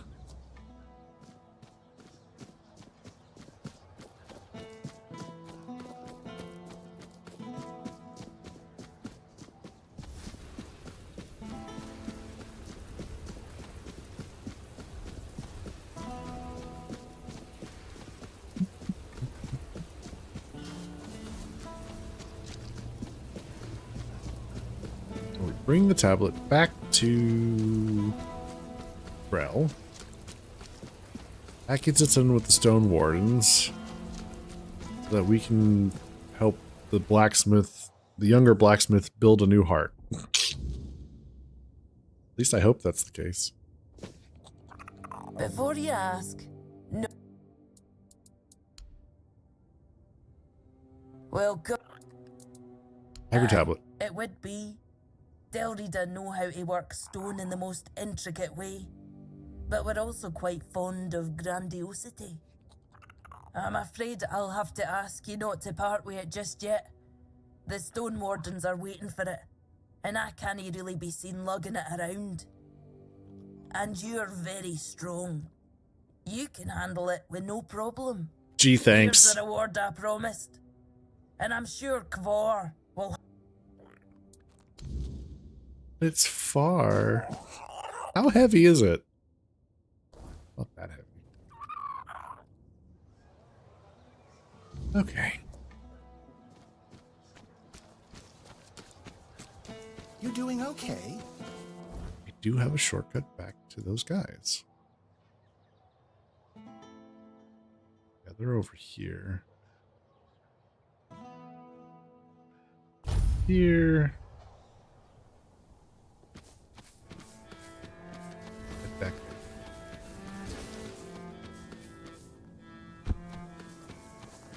Where are you going, Bingus? Like a fish out of water.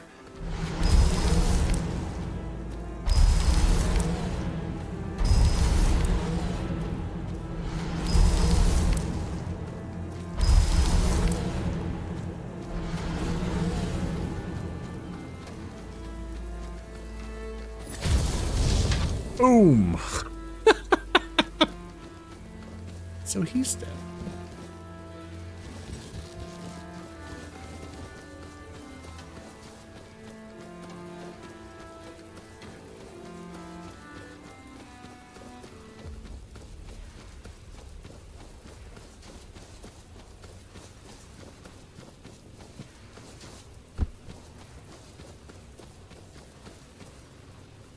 I think he was the one with the shop.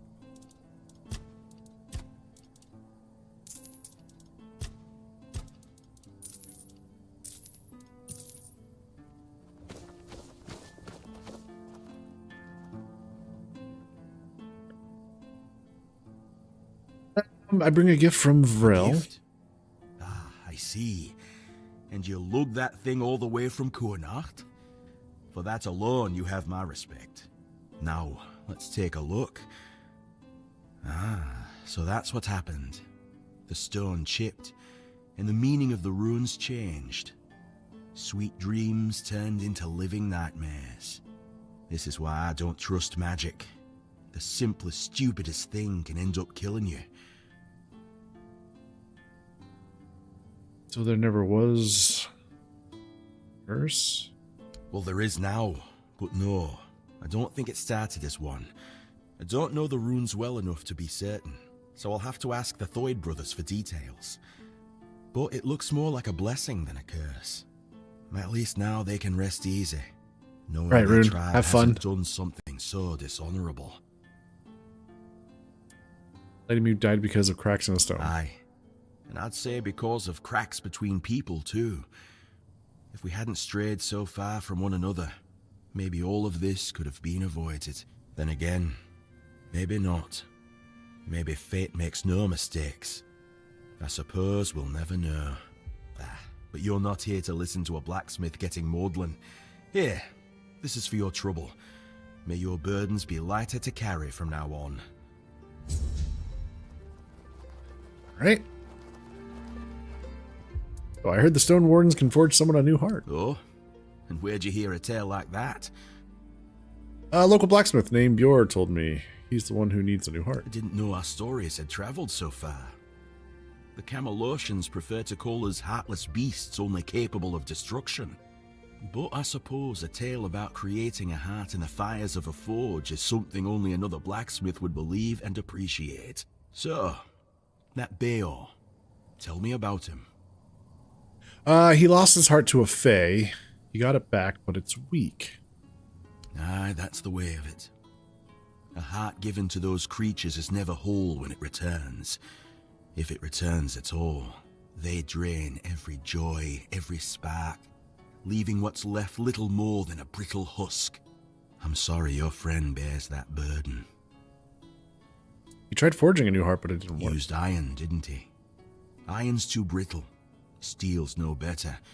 It's cold, lifeless. To forge a heart, you need metal that is alive. Like weird steel? You need a metal that will sing as your heart sings when you see the smile of a loved one. So what we need is weird steel. Aye, it's the only metal fit for such a task. But weird steel alone isn't enough. It must be woven with ethereal cobwebs, threads that will give the heart its strength. Bring me those and I'll forge the heart. After that, it will need to be filled. But that task will fall to you. Okay.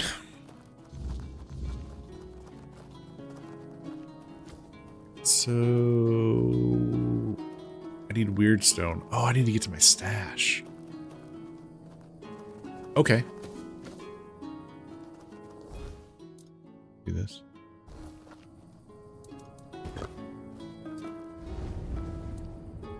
Oh, you want to have a chat, King Arthur? Really?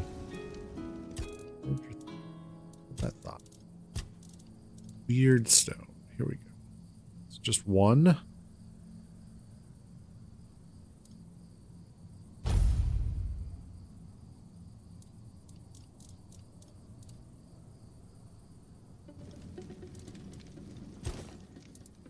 Did you know about the Stone Wardens before? I heard rumors.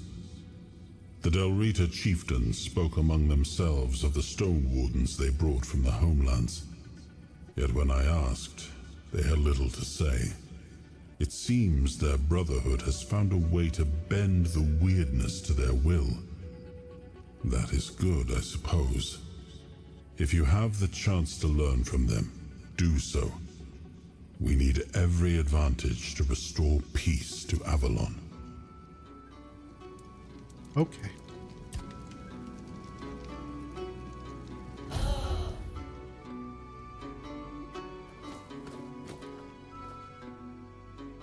Okay. Good. Give me a moment to find the right song. I haven't lost my touch. Here, your friend will have a strong, beautiful heart. At least in terms of craftsmanship. The rest is up to you. The art is just an empty vessel. It needs to be filled to start beating. Filled with what? Life, of course. A heart must be full of life to start beating. But we'll talk about that when you return. So what do I need to do? Well, there are two ways. Through death, or through sacrifice.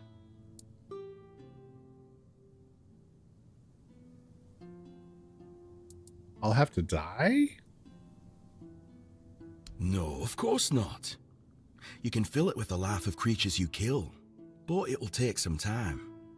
A life torn away is far less willing than a life freely given, and I can't say what effect it'll have on Beor. It's not a method we use often. Sacrifice? You can pour some of your own life into the art. It'll weaken you, sure, but I'd say some sacrifices are worth making. Besides, I believe it will give you another kind of strength, something far more valuable than what you've lost. I gave him an empty heart. And he'll have a cold lump of steel in his chest. What do you think? If you want to fill it up with the energies of things you kill, just hold it up when you fight. It will collect life, and at some point, will give you a sign that it's beating again. Come to me and I'll bind life to the heart. If you decide to fill it with your own energy, just tell me. Either way, come back with either a full heart or when you make up your mind. Okay, I guess we'll fill it up with my own life. We have to give up 30 max health. Okay. It's just health. Of course. Ah, this part never gets old. Remember, don't resist it. Let go of your instincts and focus on the heart. You'll feel a bit weak afterward, but don't worry. Strength can always be rebuilt. Here, feel how warm it is. It will serve Bayor well.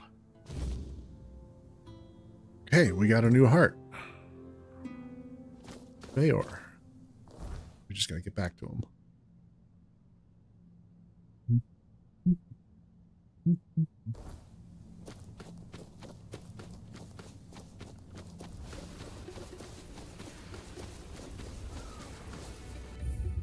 So did it indeed use our base health?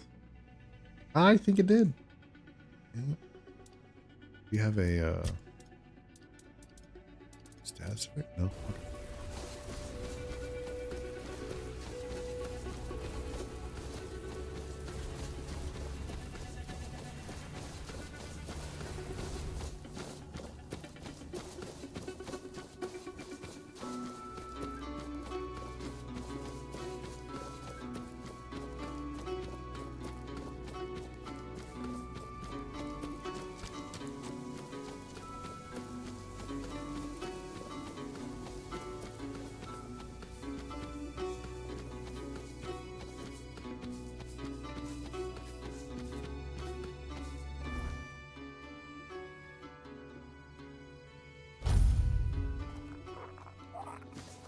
Oh, hello there. Oh, hello. All this just to get the blacksmith settled so that his mentor will go on the Holy Grail quest, sorry. The Holy Grail quest.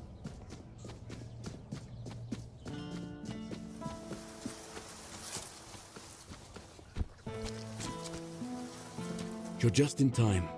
The forge is ready. All right. I spoke to Kavor, a stone warden. He managed to forge you a new heart. What? That's amazing. What materials did he use? What else was needed? Did he tell you how to make it? Oh my. I have so many questions. But those can wait. First things first.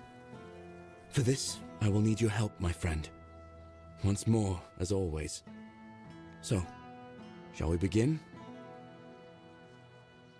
Okay. Let's see. Okay then. Let's see if those Stone Warden legends have a grain of truth in them. I suppose that's it. Surprising how simple it is to look into someone's heart and tear it out, isn't it? So, how do you feel? It's different. Everything looks a bit like it's mired in fog. But I don't feel bad. In fact, I feel good. I feel stronger. I guess more will become clear with time. For now, I'll just have to wait and see. The measure of my debt to you is 2 hearts. I don't know how a man could ever repay something like that. I'll be going back to work. Visit me sometime. Don't be a stranger. Okay.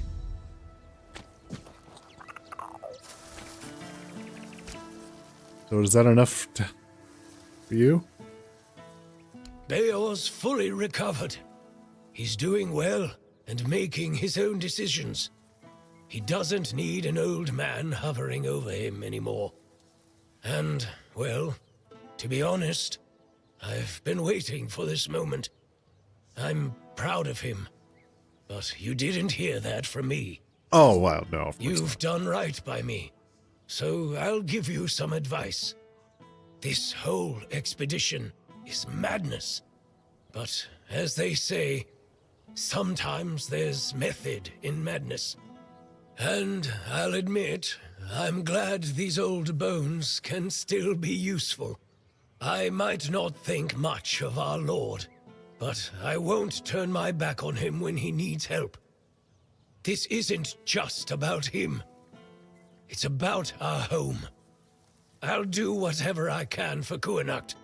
All right. Tell Yvain he can count on me, even if it's the last journey I'll ever take. Okay. So he's in. Now we just gotta go talk to Merlin. Not Merlin. Agate.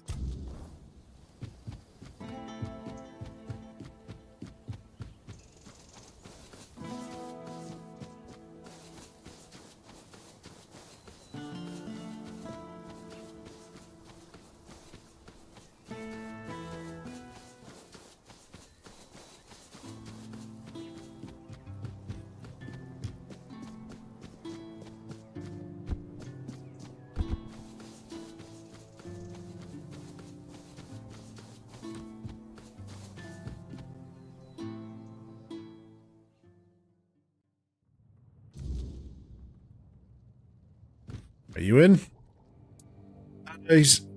Lord Yvain is seeking trusted allies for the quest to find the Holy Grail. Really? What for? The Menhir burns beautifully. Nothing bad can happen now. He says it will stop Camelot from moving them in here.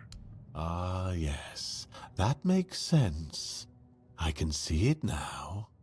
And he sent you to me. How unexpected.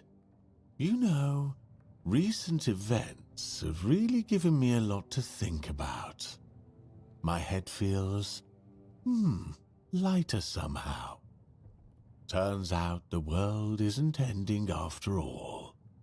And I don't need to stock up on mushroom brew to survive. Oh, good. Besides, I have this feeling that Lady Fate might still have a plan or two left in store for me. Joining the Holy Mission. That sounds like one of them.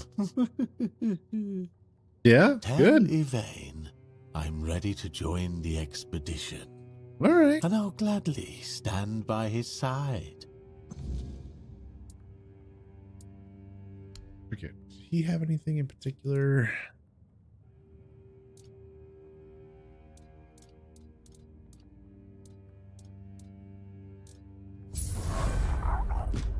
Hey, level up.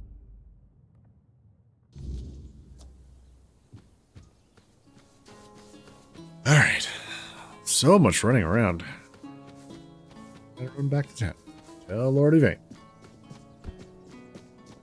Night, Ada. You gotta wake up pretty early tomorrow. Sounds exciting. I guess. Hopefully, everything goes well tomorrow. Some good rest.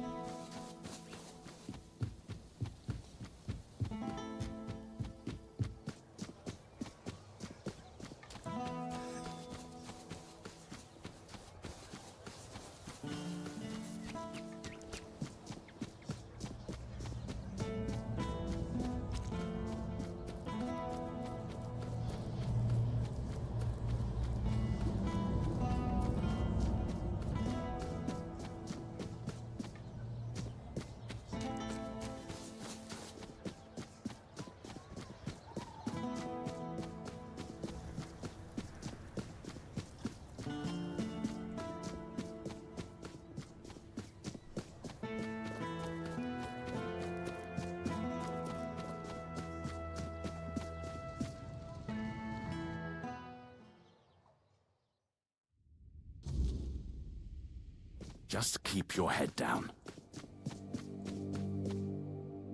see what happens here. What news? The people I told you about. Have any of them agreed to join me on the quest for the Holy Grail? All three. Ah, now that is truly wonderful news. You've achieved what seemed impossible. I'm grateful that fate has guided you to my side. With Niante, Magat, and Ifra, we shall strive to restore hope to the people of Kurnacht. You've done me a great favor, so allow me to repay you. Before I depart, know this. You brought change to Kurnacht and earned my deepest gratitude. Let my repayment be the blessing my lineage received from King Arthur himself.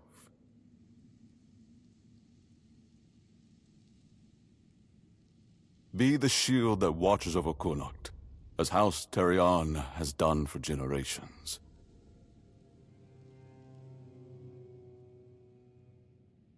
Oh, I went dark.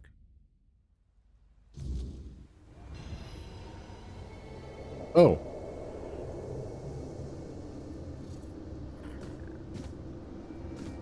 Okay. Oh, did he give us the shield? And now we're here.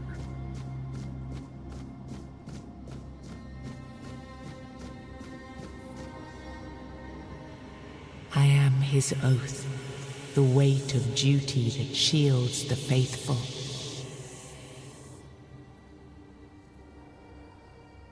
Okay, here we go.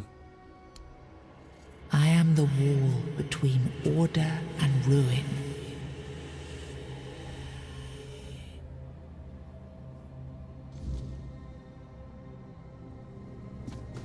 Okay. He was the shelter against the storm. He was the vow unbroken, the bulwark that stood when all else fell.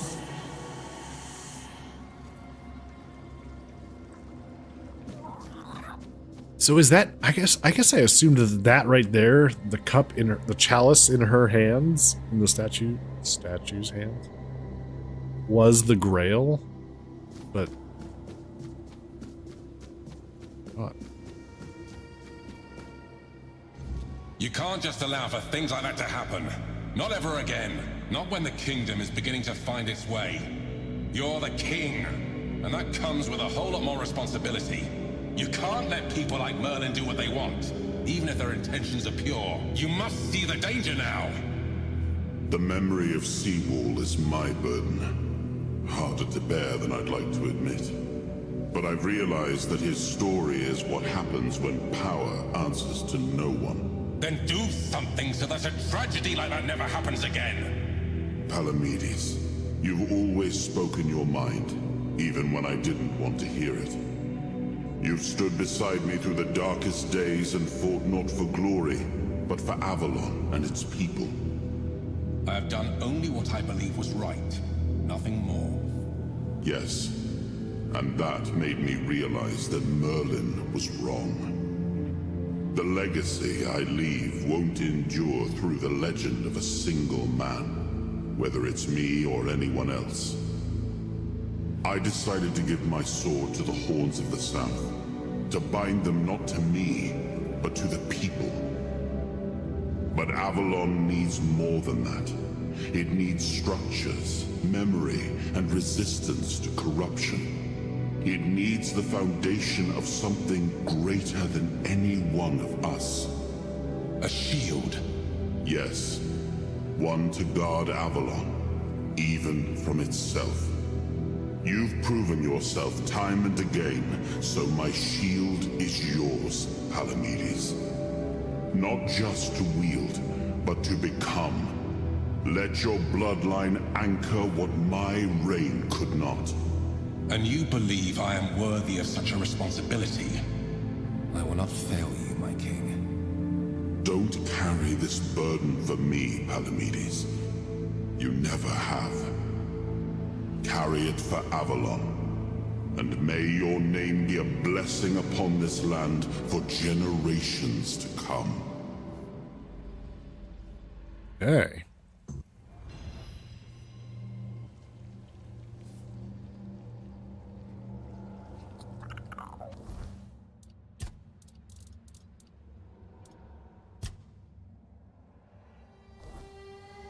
Oh, all right. Let's see what happens. Now I understand. The shield isn't an object. It's the bloodline itself. But I also remember the shield was meant to resist. Not enemies, not blades, but corruption, compromise, cowardice. Palamedes understood that. Nothing I've seen here reminds me of him. Nothing resembles the kingdom we were trying to build. Lord Yvain, a joke of a man. A mere shadow of his ancestor. Not worthy of his title, nor of leading his people. Aren't you being a bit harsh? I tried to build something lasting. Something that wouldn't depend on me to survive. I distributed power, tied it to oaths, not blood. Gave regions autonomy, left behind symbols to bind them. But what we've seen so far, that's not a kingdom. That's theater. People playing at being lords and commanders, taking on roles they don't even understand. So what is it that Denholm and they don't understand?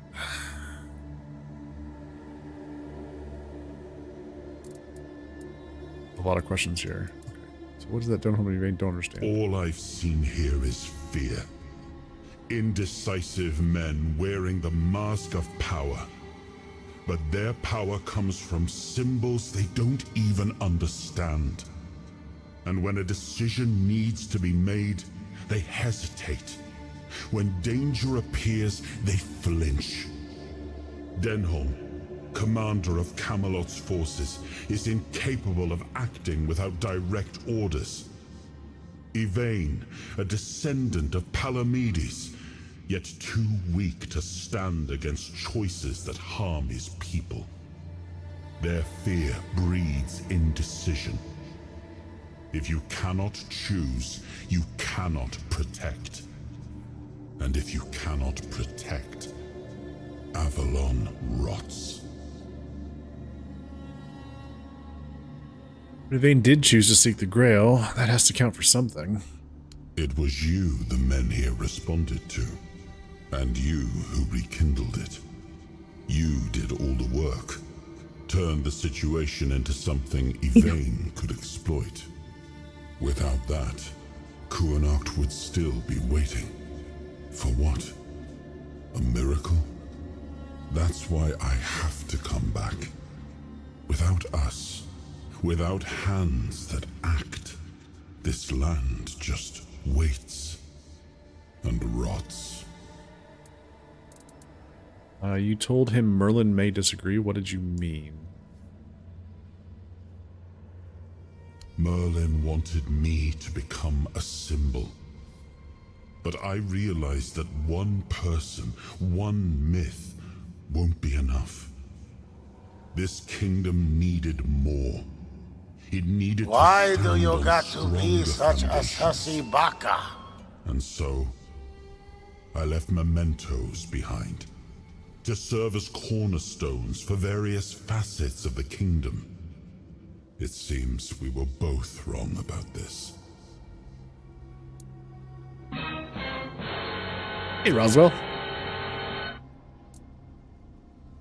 Let's see. You make it sound obvious, but this is a rather complex political situation. Yes, the situation is complex, but that is precisely the burden of a leader. Complexity does not excuse paralysis, and yet they sit in deadlock, doing nothing, while the world around them fractures.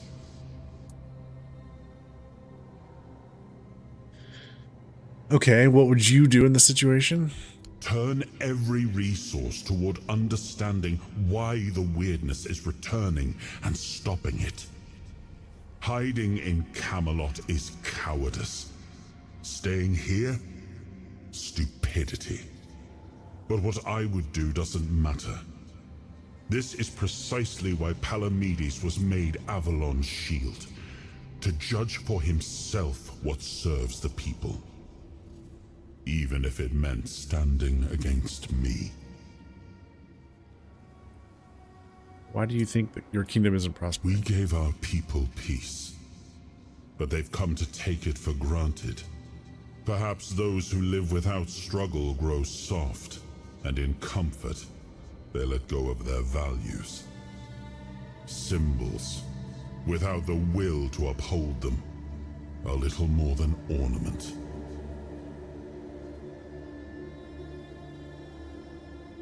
Except for the symbol of a shield, what did Palamedes receive? I named his bloodline the Shield of Kurnacht, and granted them dominion over this menhir, with full autonomy. The land here is among the richest in Avalon. This place was meant to stand as a counterweight to Camelot's rising power. What do we do now? Well, my friend, they still call me the once and future king. Still hold feasts in my name. Feasts won't save them, but action might. We've wasted enough time. Let's move to the Forlorn Swords and find my crown. Let's make me whole. It's the last hope for this wretched kingdom of ruin.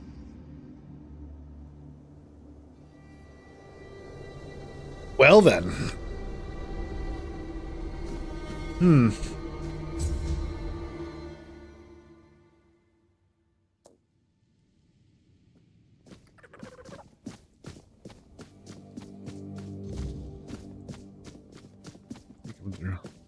Just keep your head down.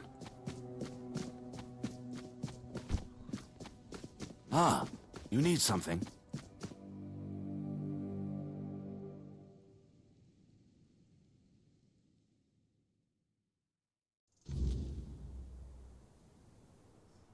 Are you sure you want to do this? You can still back out. Camelot will surely forgive you for this insubordination.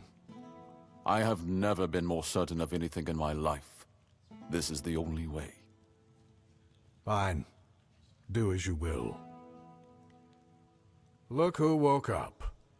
You're a bit late, though. You missed the show. Our Lord gave a rousing speech to his subjects explaining why he's going to leave them in these dire times. I'll leave you two. I need to start cleaning up the mess you made, Yvain. And before I forget, some shady-looking character was looking for you. Didn't tell me his name, but said you're old friends. Said he'll wait nearby. Greetings, friend of our house. What may I do for you today? In my vision, I met Palamedes. You do him proud. Really? I hope he supports my decision to embark on the quest for the Holy Grail. Although, in truth, it doesn't really matter. I made my decision, and I'll stand by it. Whether my noble ancestor approves or not. Well, and now you are the shield of my people. I trust you will ensure that his blessing is not squandered.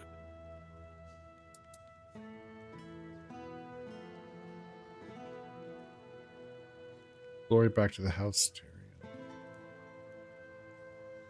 House Tyrion ends with me. Lady Maeve was never granted the chance to give me an heir. And I couldn't bring myself to take another wife or continue the lineage while the world I knew crumbled around me. But your words are kind. The story of my family began in glory, and in glory it will end. When are you sitting on your quest? As soon as the necessary preparations are complete. With any luck, it won't take much longer. Ansem will assume my duties in my absence. He is my most trusted man, and he is respected by the people. For now, he's assisting me in gathering supplies. I do not know when or if I will return. Connacht and its people must be ready for either eventuality. Happen to Connacht? I cannot say for certain, but I have faith that Anselm will manage. Truth be told, he's been the one keeping things in order for quite some time now. Since Maeve's passing, I've been all too aware of how much I've neglected my responsibilities. Camelot will keep the peace in my stead, and I can only hope that the people of Connacht will come to trust Denholm and his men. We may not agree on every matter, but I cannot deny Denholm's honor. When I return, it will have to be enough. And so, I thank you once more. House Terion is... no, wait. I am personally deeply indebted to you. Because of your efforts, my family has the chance to reclaim the glory it once knew. Farewell.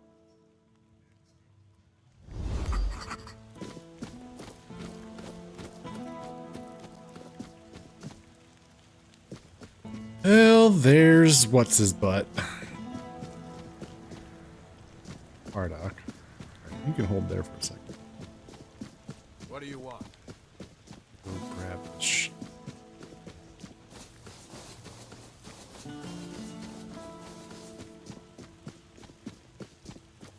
You doing okay?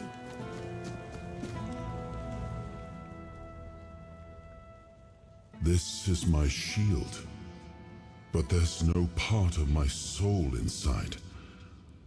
We need to look somewhere else.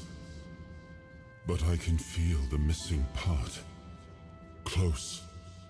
Maybe it's the men here. Maybe it needs something from us. Oh, so we were just supposed to try to grab this from the get-go, even though they said that might be a bad idea. Okay.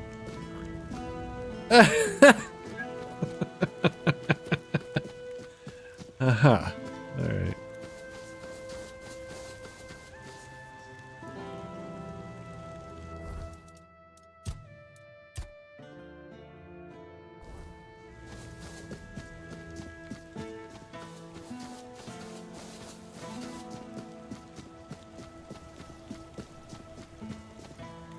Well, well, look at you. Moving along nicely, aren't we? You're piecing him back together faster than I expected. We're getting closer to the end. And since you've proven yourself so capable, maybe it's time. You should have enough power now to enter his mansion. Here, go to this place and see if the door opens for you. Arthur's mansion? No. If you want to know the truth about the man pulling the strings, it's time you took a look behind the curtain. It's the house of someone I once called my employer, Orin. The same one whose plans got you out of the island asylum. It's in there. I don't know. We stopped seeing eye to eye on certain things, and our relationship soured. That's all you wanted? No, not really. There's one last piece of Arthur's soul waiting for you. The third artifact. His crown, this time. You'll find it deep in the Forlorn Swords, in the capital city of Dalriata. Meet with Gerfan. He'll either attack you on sight, or explain everything patiently, depending on how he feels about... Oh, you'll see for yourself. Surprised this time? How would I know? I'd say going into Dalriata territory is a surprise all on its own. But don't worry. They've got bigger problems at the moment than you sneaking off with their sacred helmet. After that. Once you're done, meet me at the Charred Conclave. That's where we'll finish this, one way or another.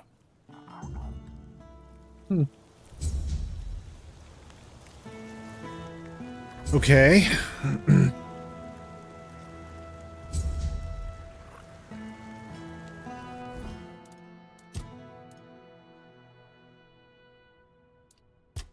Hidden Hand is here in Connaught. There. I still need to go check out this area.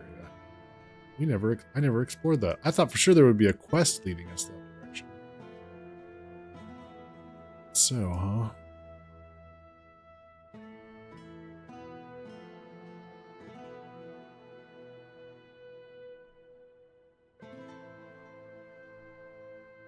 Go explore this first.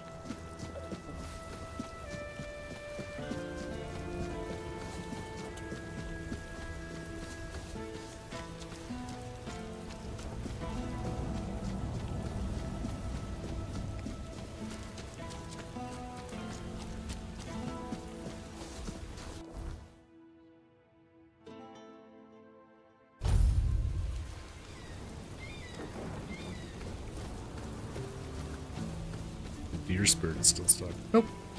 It's over there. Doing its thing.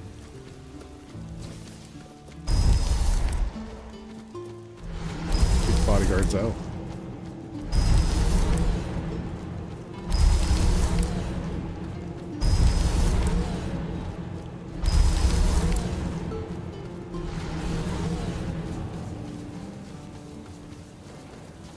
Let's go exploring.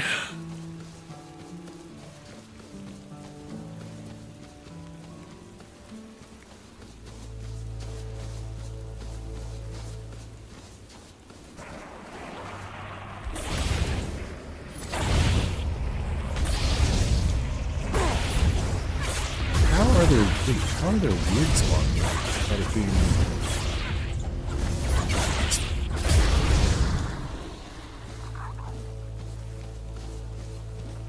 You know, in Danish, having a little feather on means you're drunk. Really? Well, that's really interesting. Do you know the origins of that?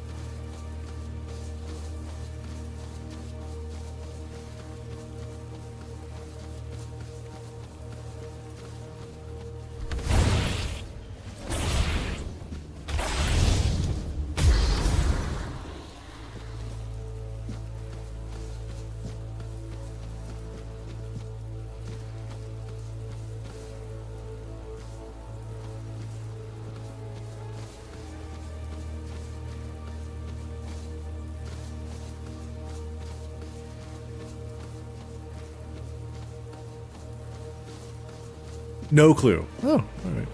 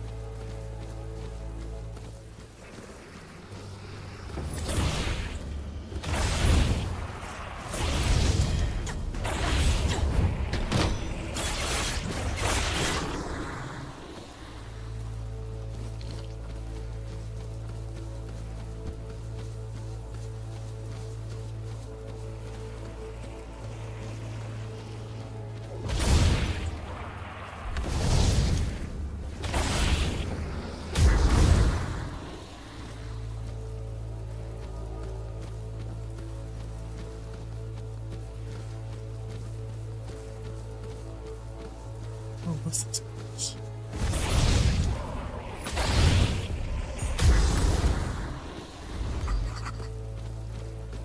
Oh, this is the Charred Conclave. Oh, this is where they killed all the druids.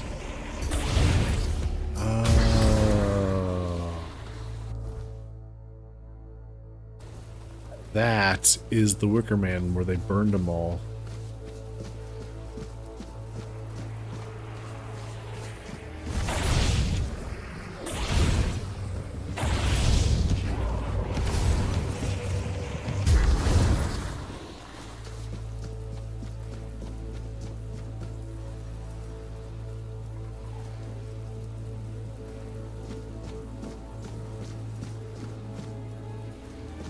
Yeah, pretty fucked up. This must be where the druids once called. Where the druids once called. Oh my goodness.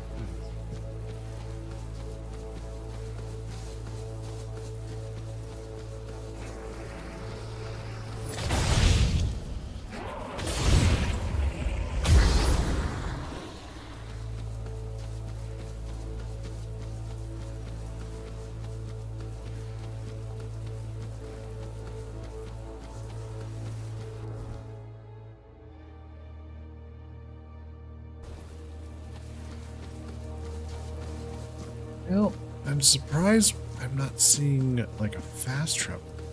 So.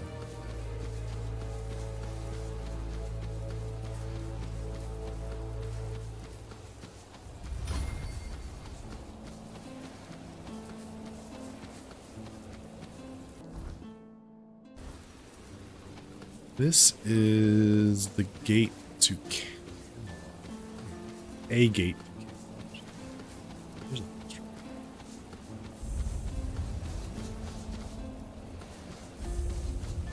No, this is a gate to the Forlorn. Okay.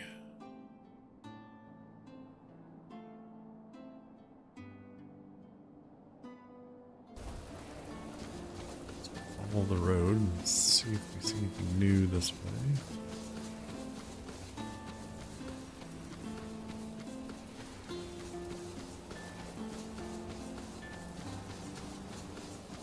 Having a little feather means you're drunk. That's pretty interesting.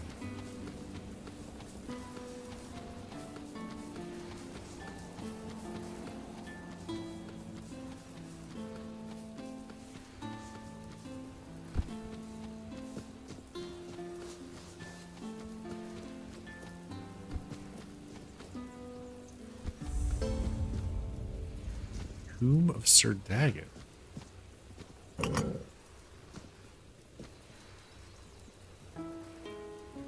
Go in. What? Okay. Sweet.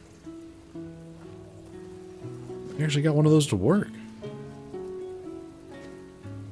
Oh, because it's got the shield symbol on it. And we've got that piece of his soul. Oh, I might have to go back and check out some of those buttons that we couldn't interact with before.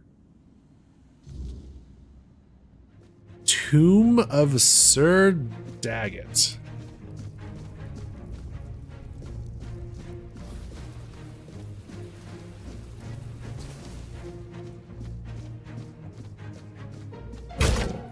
Oh, Jesus.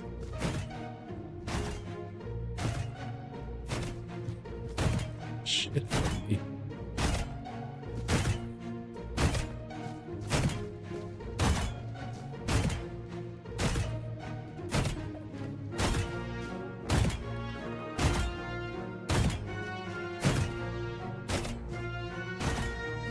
The music is weird.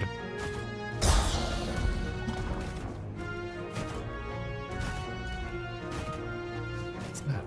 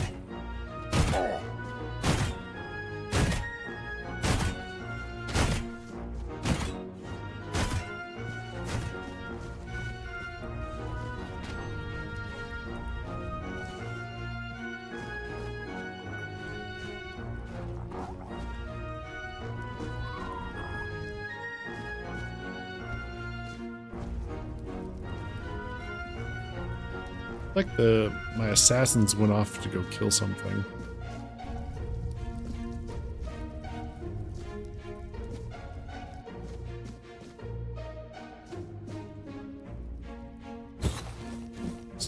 Some undead in here.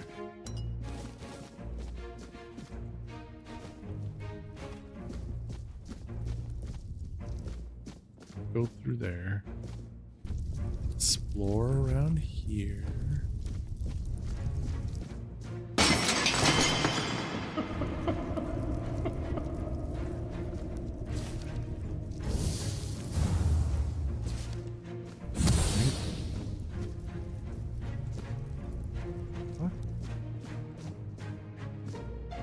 There's a ghost.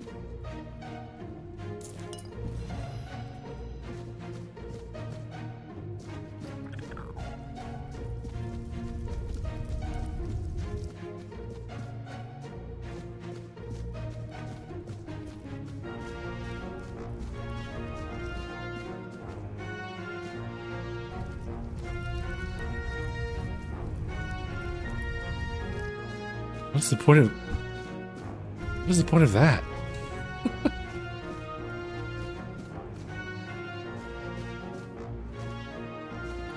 Okay.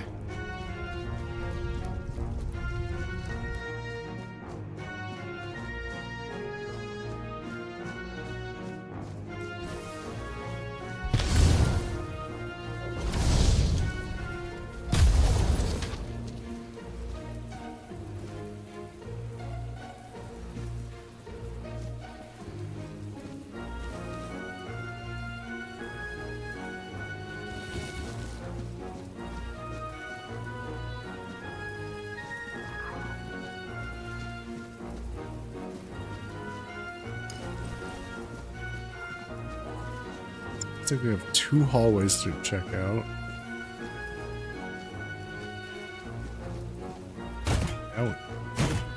Now we've been made aware that there are hidden...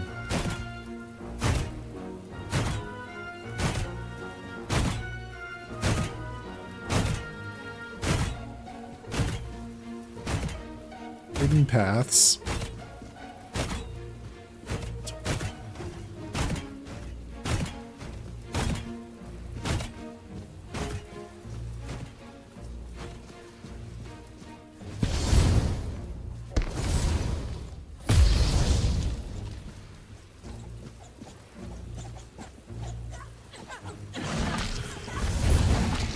The fuck?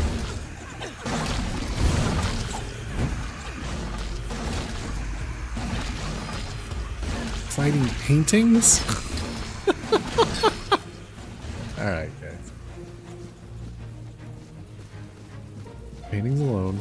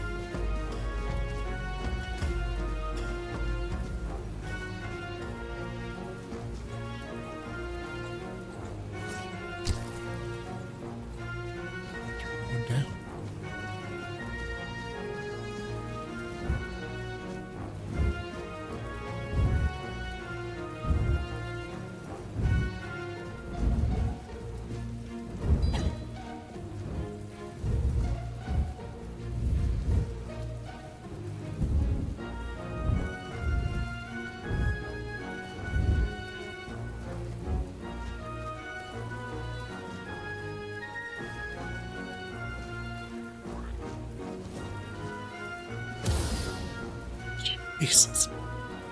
God damn it.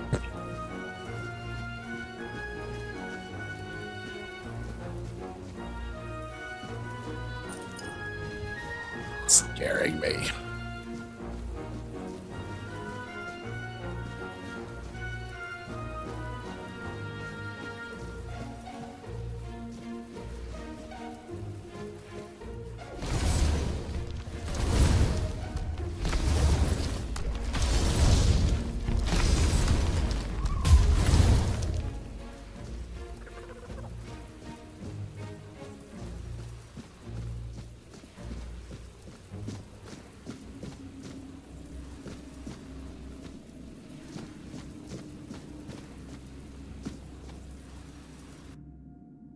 If you're reading this, it means you've returned, Arthur, and if you're here, it means you plan to give us the same fate that was given to you. Drag us into yet another war for Avalon, one we've no chance of winning. So, best of luck to you and safe travels. I, Dagonet, hereby declare that I fulfilled my oath and wandered off in an undisclosed direction, so you can't rouse me from eternal sleep. Let this be my final prank upon you, once and future king. Not that you've ever had much of a sense of humor. Ah well. You'll have to live with this one. P.S. You can take the armor. I left it here for you. The bones, leave those. I have no idea whose they are anyway. The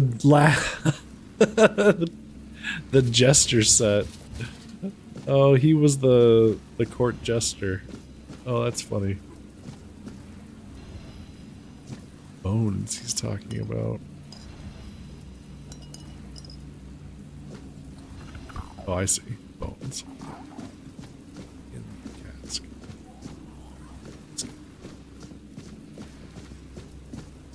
Alright.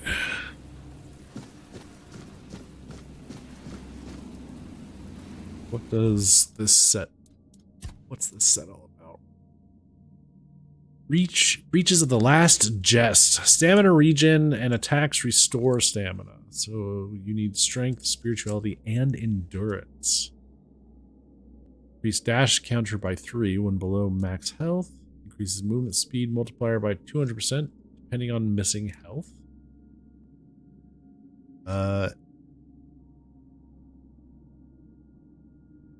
Increases physical damage by 100%, increases spell power by 100%, decreases incoming healing by 90% when you're in combat. Wow.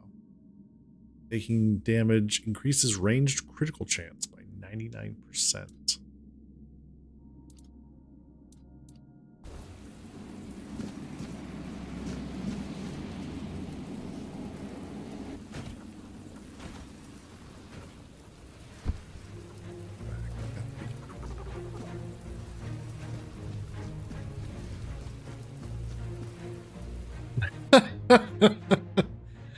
And so, the Tomb of Dagonet. We have seen it, we have conquered. Your Majesty, it's an honor to have you among us again. Oh, hello. Thank you for helping me find my way back to your knight. I regret not doing a better job of guarding him. How do you know Arthur's with me? I'm a Pict. I can sense the wordness and the spirits within it. I knew you weren't alone when I saw you emerge. The soul you carry, however weak it may appear, is deeply connected to the wordness and to Avalon itself. Souls like that are rare. Besides, only the one who wields the power of Excalibur within could open this tomb, and that is rarer still. Okay. Who are you? My name is Fianola. I am here on behalf of the Royal Geographers. I was sent to do, well, quite a lot of work, actually. And as useful as it would be, the wordness never blessed me with an extra set of hands. Say, Traveler, how would you feel about joining the oldest, most prestigious guild in Avalon?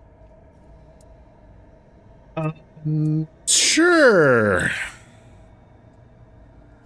Good, because you've already started. You found what was lost and opened a new path. What better way to prove yourself as a true geographer in the making? Oh, tell me about your guild.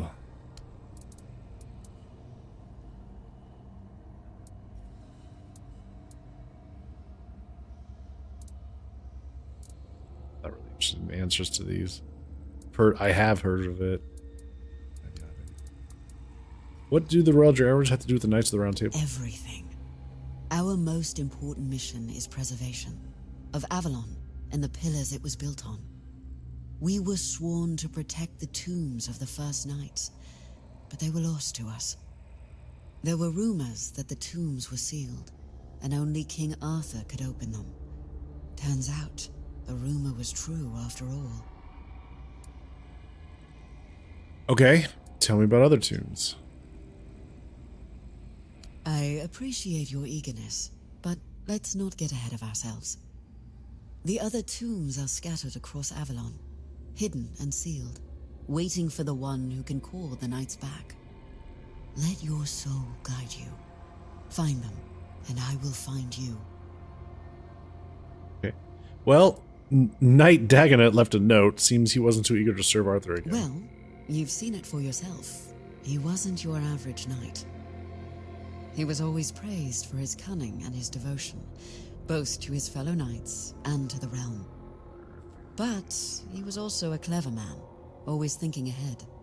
I suppose one lifetime of battles is enough for some. If he wishes to be left in peace, who are we to deny him? I guess I better go through these. Okay. Yet you use our maps, don't you? Our work is vital, but often unseen. For centuries we've roamed this island, charting its every corner and noting the dangers that unsuspecting travelers might face. You should be more appreciative, you know. Is there anything left to explore? Avalon's nature is ever-shifting, ever-changing. The wordness transforms not only living beings, but the land itself. Some places become unreachable, while others that appear are new to us. And there are those that have been forgotten, waiting to be rediscovered and brought into the light. So the guild accepted a picture monument. Why wouldn't they? My kin are familiar with the wordness in a way others can't be. With the fog thickening, we can reach places that have become inaccessible to most. Keep going. Avalon has more to show you. Okay.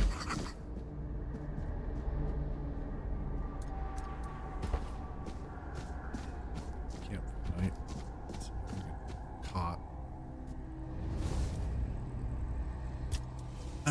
And Arthur wants to talk. All right. Well, let's level up. Let's go with Roddy.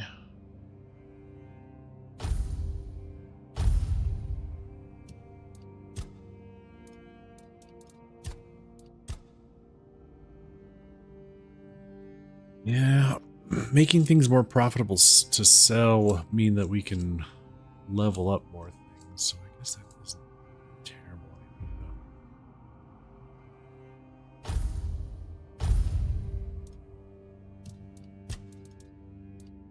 Now we have access to a new one, huh? Activating the King's Soul creates a blast of energy, dealing damage around you. Okay, so you create another blast of energy when the King's Soul ends. Enemies take the amount of damage you have dealt to them when using King's Soul once again after it ends. And when using King's Soul, a weird shield collects 10% of the damage dealt to you. When it ends, you gain mana. Shield equal to the accumulated damage for 30 seconds.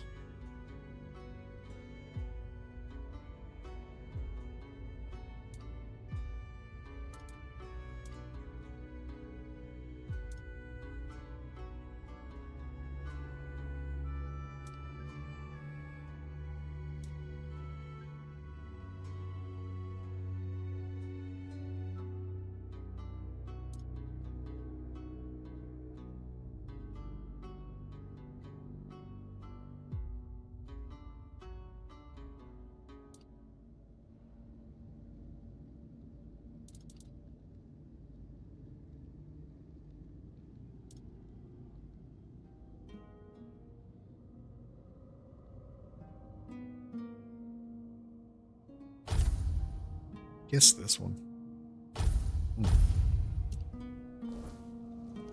Okay. So, who was Dagonet in your time? A truly fascinating man. He started out as a court jester, but it quickly became clear he was quite skilled with a blade as well. At first, I suspected he might be a spy for an enemy kingdom, But after he saved my life one day, my perspective changed.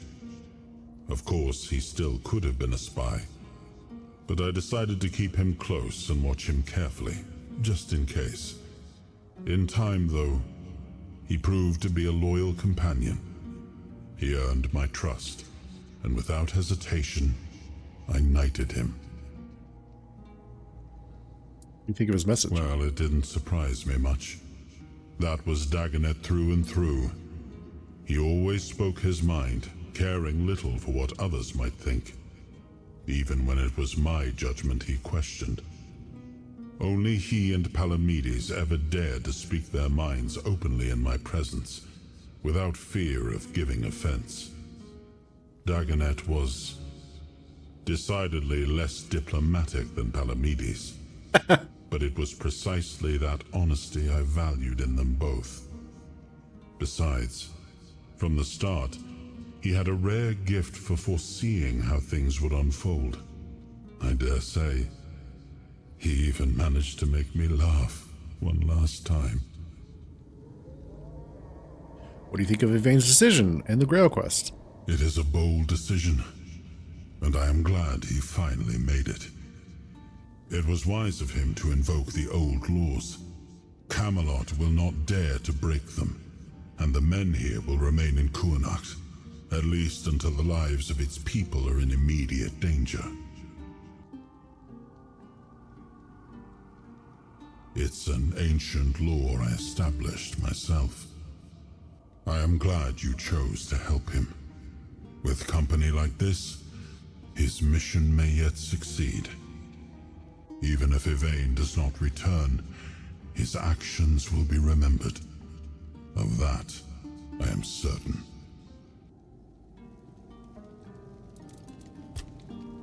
All right.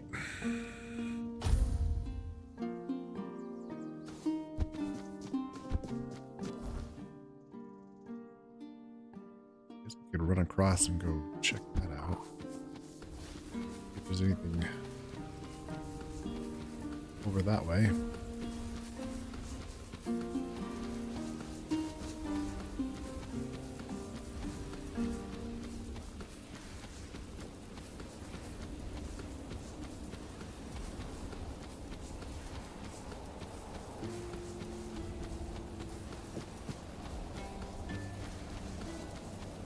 Walking through rocks. That's never a good sign.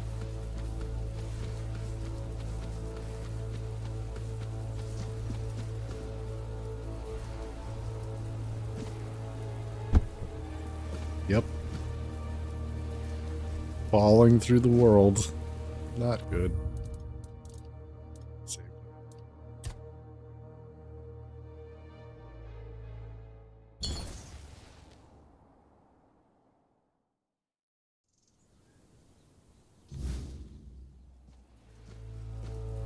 Get up.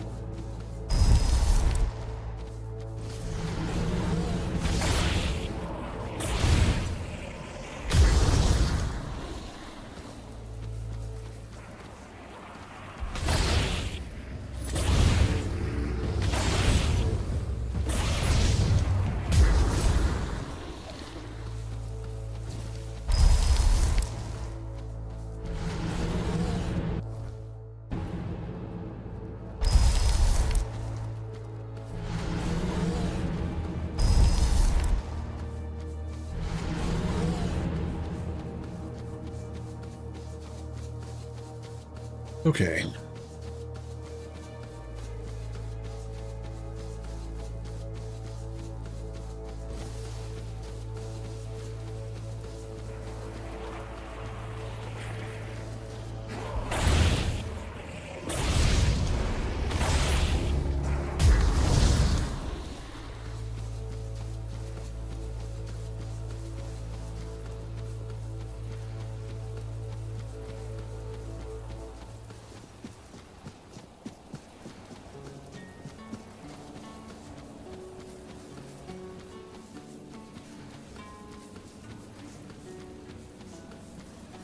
So I wonder if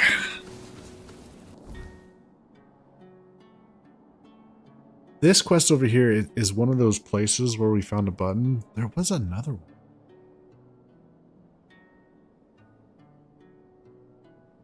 Here.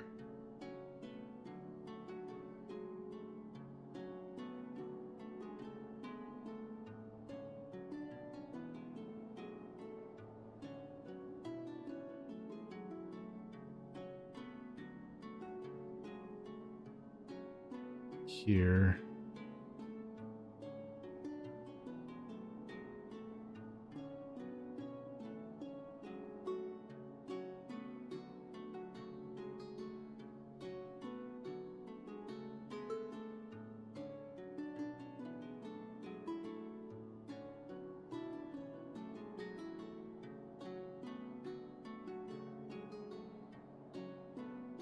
Also was one back at the beginning. I think it was.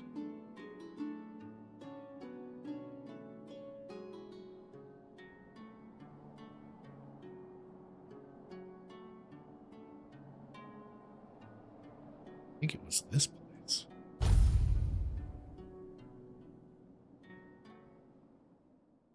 Go back and look real quick.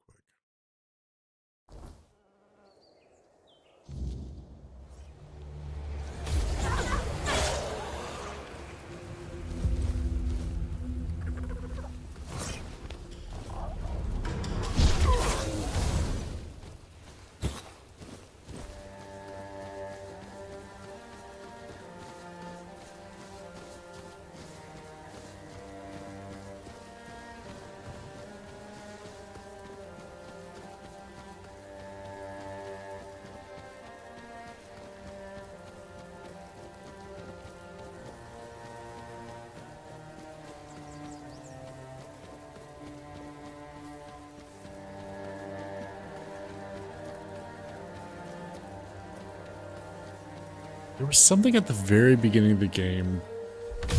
There was a button like that that didn't seem to do anything.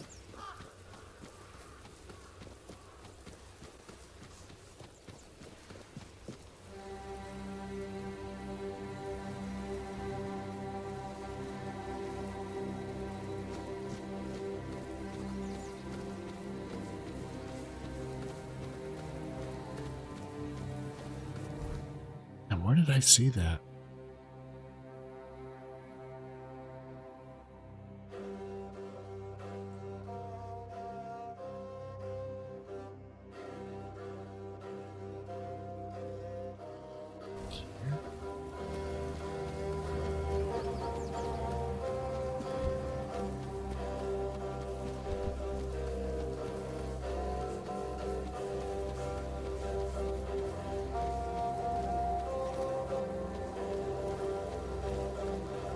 Hey, what's this? How did I miss this? Oi, oi, where do you think you're going? This is my spot. You can, take the other side. Just don't get greedy. What are you doing with the statue? What do you think? It's good material. Be a shame to leave it rotting in the ground. Doesn't hurt that it pays well, if the keepers don't catch you. But they're barely around anyway. Statue, isn't that King Arthur? Aye, it is. So what? It's just stone. Not like I'm chopping up the man himself. Feels a bit disrespectful. Maybe he'd be more respected if his entire bloody kingdom wasn't in a shambles. What kind of king leaves no heir, only to show up now and then, wave his sword and fix nothing? This statue's done more for me and my family than Arthur ever did.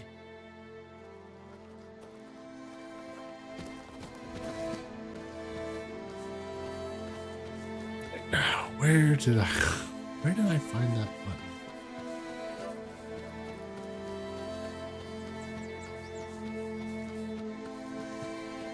This place.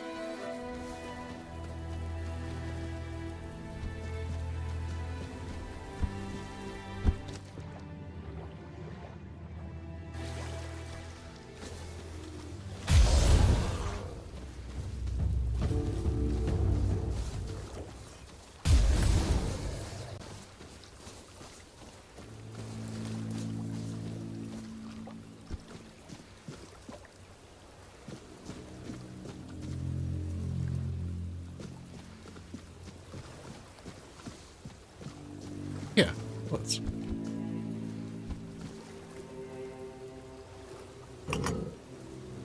Ah, yeah. So now that once we got the sword, we can go in here now. Ah, what is this? Tomb of Sir Lancelot. Oh shit.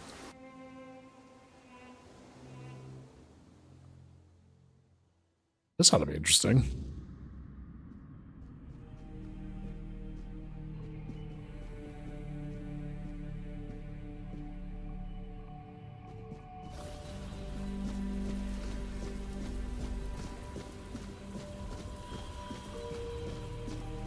Whoa. What the fuck?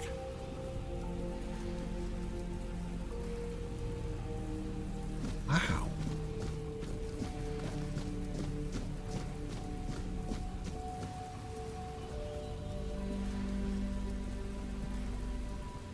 Pretty.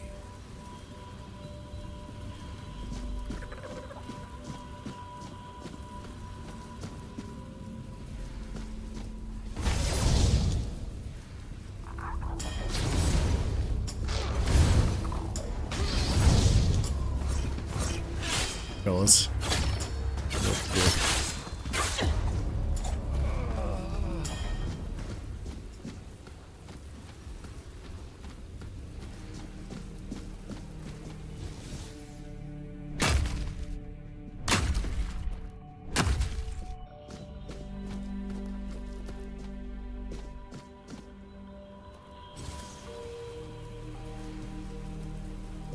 Spirits.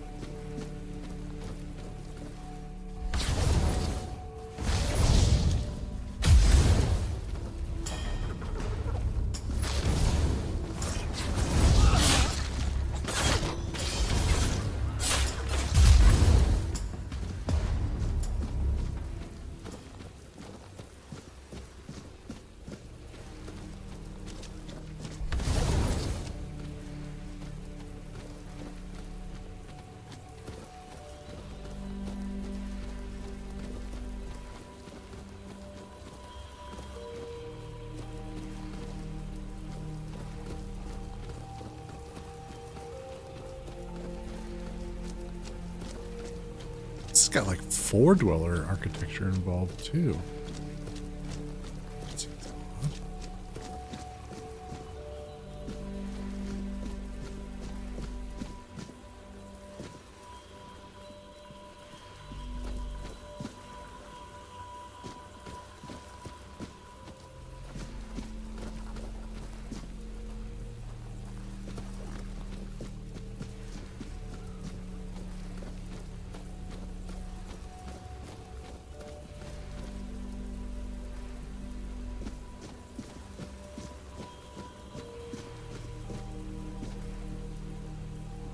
Lancelot. My hands were made to serve the king, not rot in idleness. This emptiness, I cannot bear it. I threw myself into nothing, and nothing is what I became.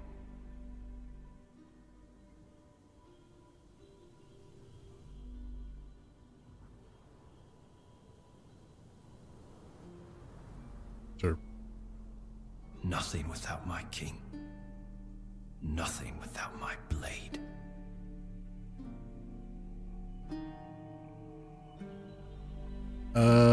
Sir Lancelot? No. Don't speak that name.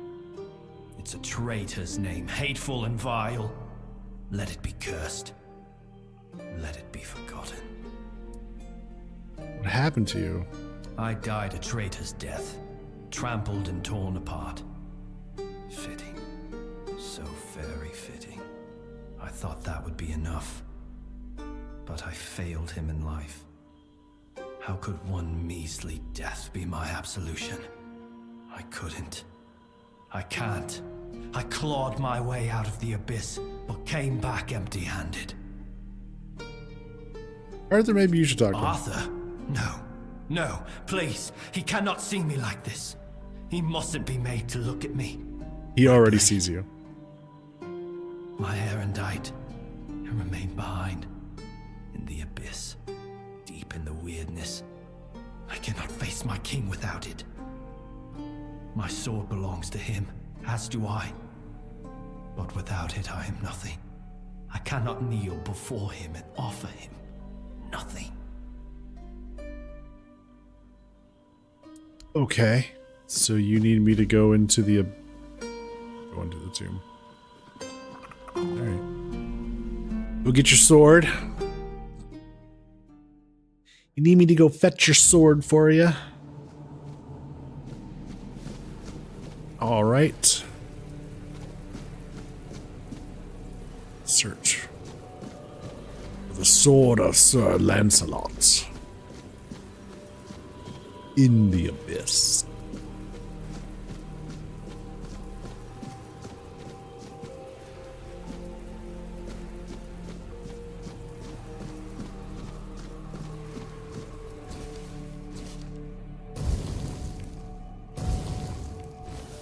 I'm sure we'll be allowed to just take it, right? No fight.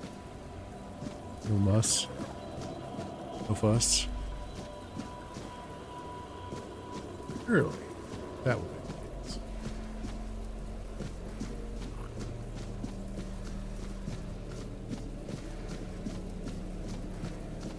Wish I had your optimism.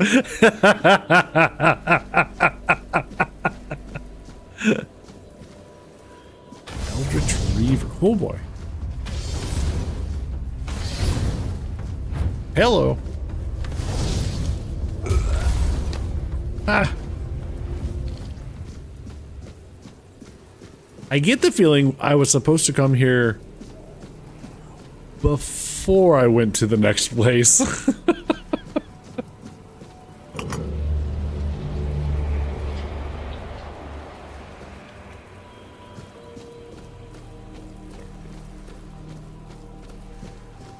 Hey, look at that. Oh, wow. Pretty looking sword.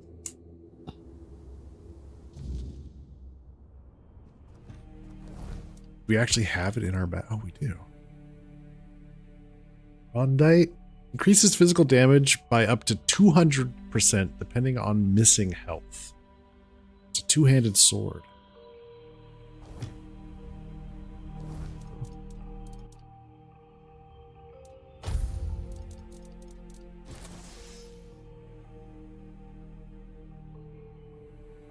Huh.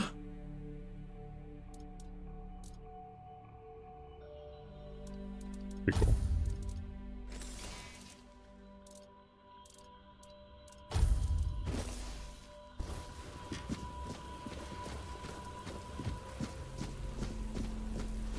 Buddy? Death was a coward's escape. I should have known. I should have known. Is that what you were looking for? Oh, how I long to hold it again.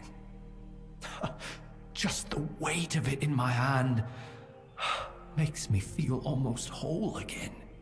Like I might be worthy. Like maybe not everything was lost. You're still dead, you know that, right? Alright. Would you like to talk to Arthur now? No. I know. I feel that he's with you. But there's nothing I could say to him. I won't beg forgiveness for my betrayal. I don't even know what I feel more. His mercy or his scorn. Please, as his closest confidant. Take my blade, and I beg you, let me serve you and Arthur on your journey. Let me prove my devotion, my remorse, not with words, but with deeds. Let me earn his trust again.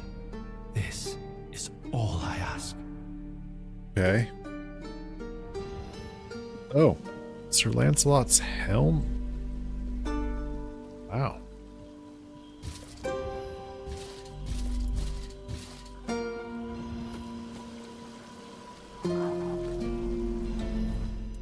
We got Sir Lancelot's armor set. Strength, dex, and endurance. Increases critical damage by 25% when your health is below. You need to take damage in order to deal more damage. Increase your crit chance. Okay.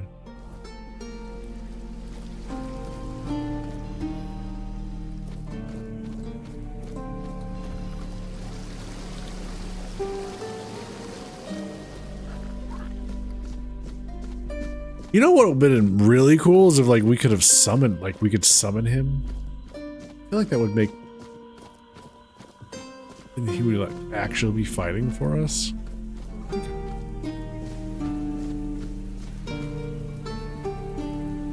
Wait, wasn't this busted before?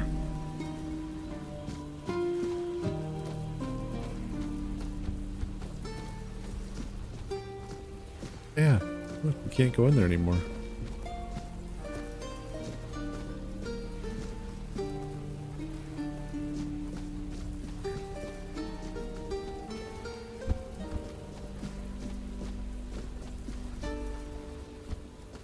I wonder why that's it.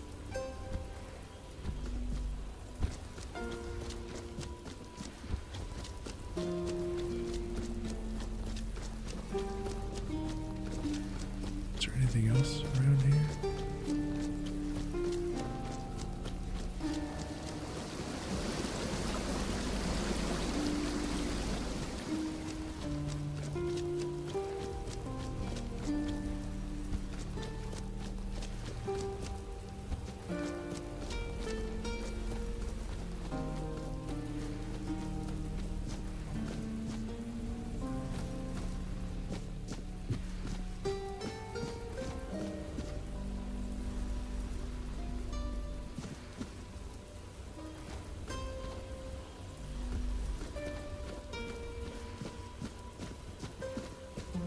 Huh. Now I'm kind of curious.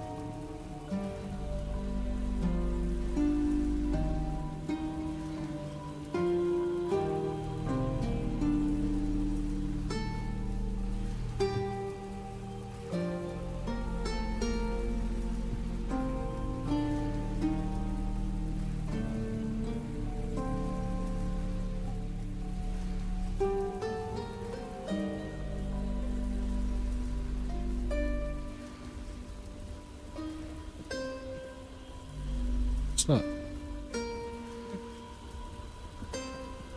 Well, we found Sir Lancelot's tomb, and gave his ghost some peace, I guess?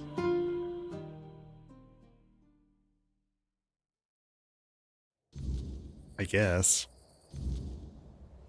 Oh, hi. I wished for someone to find Sir Lancelot's tomb and calm his tormented soul. His suffering had left cracks in the very fabric of Avalon. He didn't deserve such a fate. And there are others, similarly restless, who need their king to soothe their grief.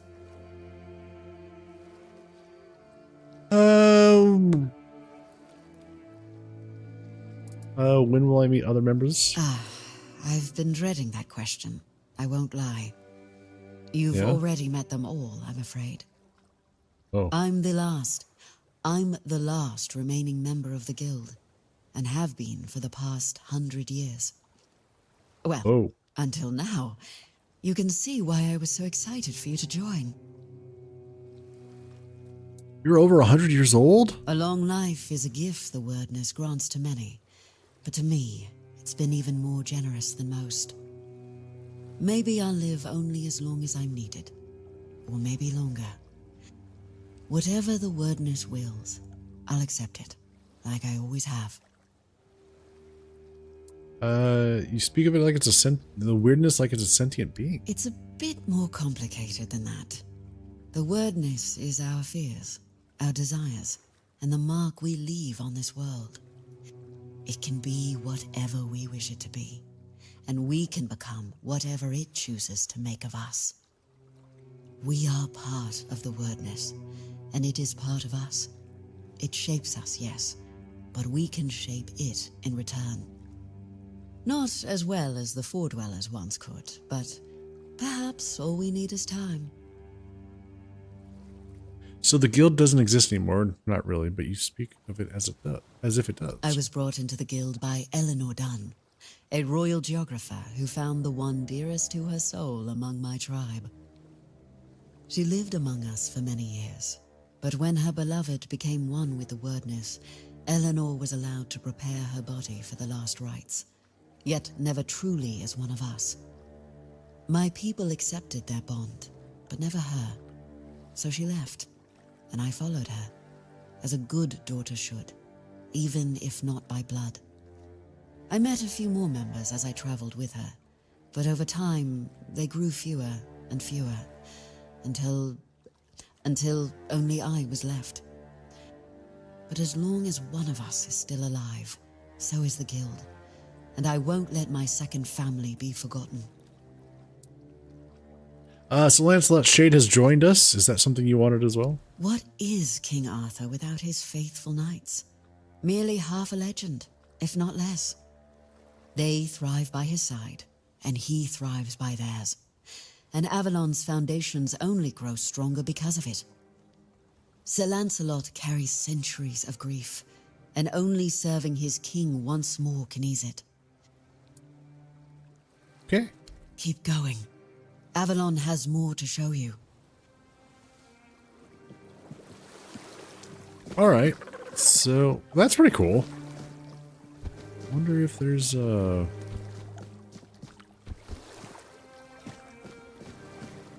tombs, I suppose.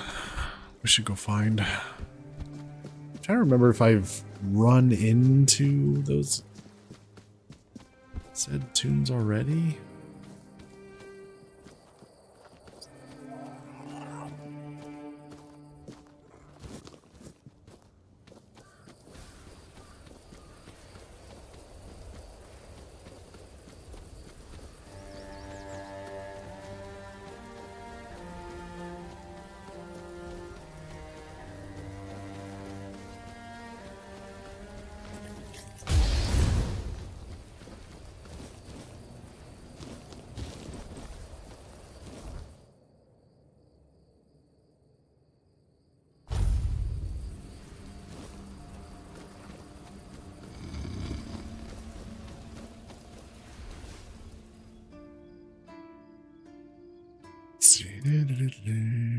Shop, sell.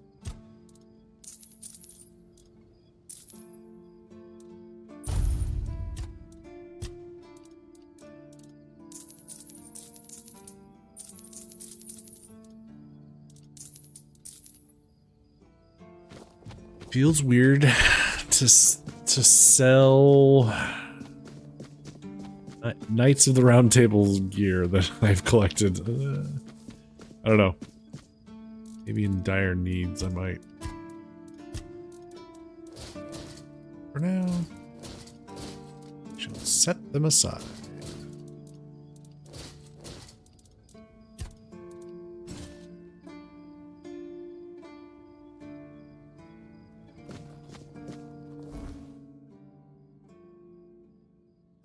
$76. We're still in the light category. Good, good, good. Okay.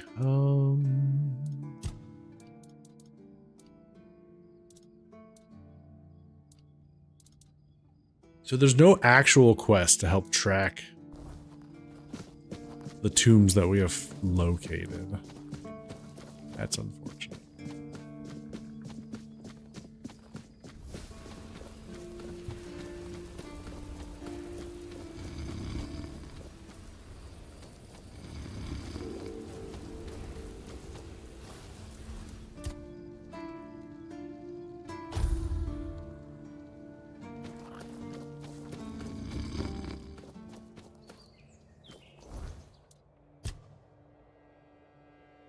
Go see what. Go over here to this weird tower. This quest.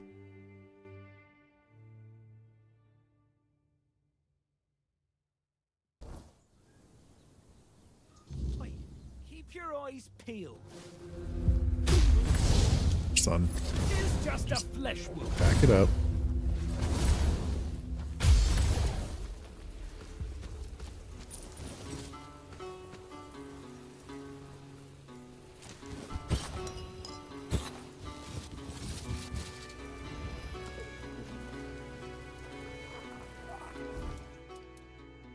Okay. The hidden hand.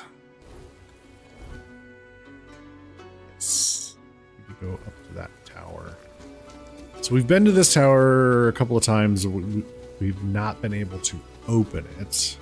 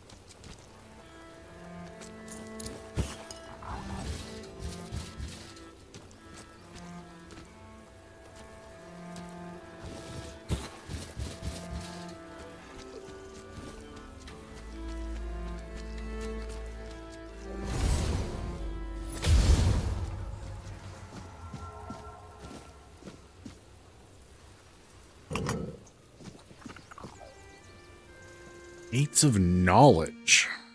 So this is the person who originally set... Greetings, my king. If you're seeing this message, it means Caradoc has fulfilled his task, and the wheel of destiny has begun to turn. I am Orin, your majesty's devoted servant, and the apprentice of your friend Merlin. Nothing would bring me greater joy than meeting you face to face. Alas, that must wait, for our paths have yet to cross, though I hope it will be soon. In the meantime, please treat my home as your own. Make yourself comfortable. Rest from your hardships, and seek the knowledge you acquire. And you, brave vessel, remember to heed your lord, King Arthur, now and always. Yeah, we'll see. Let's see.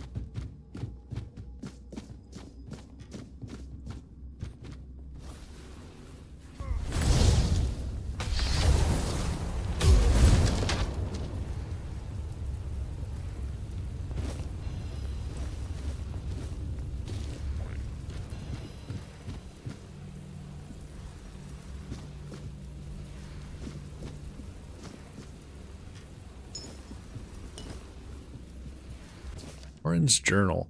Today, once again, I was asked to summon the king. They claimed that civil war was reason enough to bring Arthur back, to restore order. All my arguments were in vain. I warned them. The more often we wake him, the worse his state becomes. Naturally, the Knights of the Round Table were quick to remind me of Merlin's binding oath that when they call upon me, it is my duty to summon the once and future king. So I did as they commanded, and yes, it's true that Arthur's appearance struck fear into the hearts of their enemies. No surprise there. Arthur no longer resembles who he once was. He appeared as little more than a twisted heap of flesh, unable to speak, growling and waving his fist. Thankfully, that was enough to crush the rebellion before it could take root. Afterwards, I spoke with Lancelot. He agreed that Arthur's summoning must be halted, at least until I find a way to bring him back in his true form. Huh. Does seem important knowledge.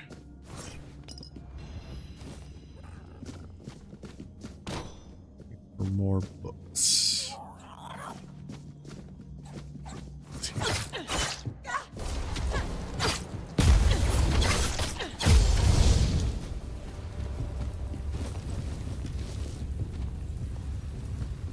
wrong with his servants? What has he done?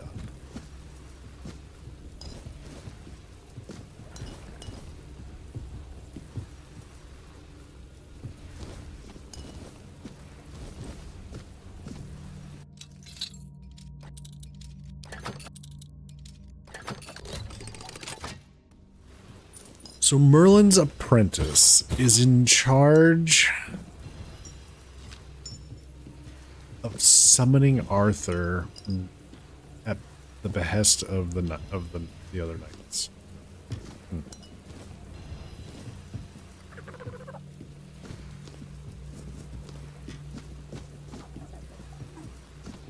Interesting.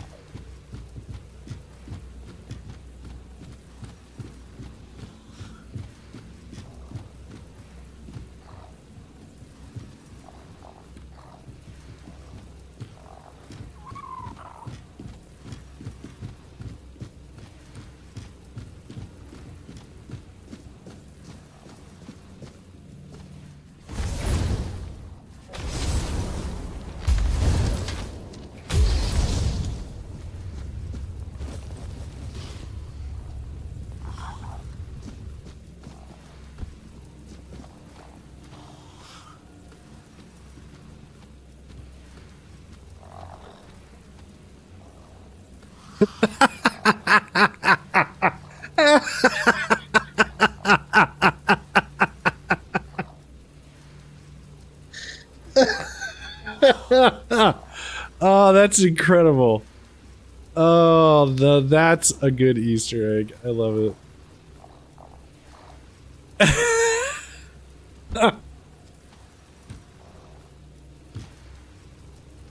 Incredible. That's great. Yeah, it's the rabbit from Monty Python. Oh, that's fantastic.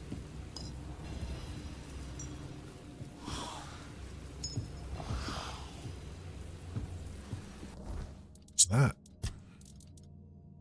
Pendant of Endless Study. Increases spell power by 1% for each character level you have.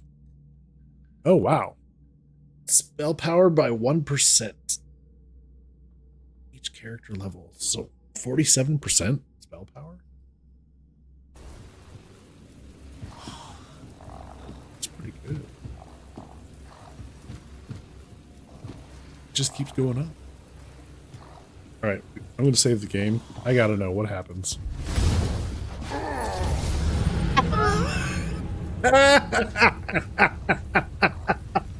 One shot! As it should be. Yes.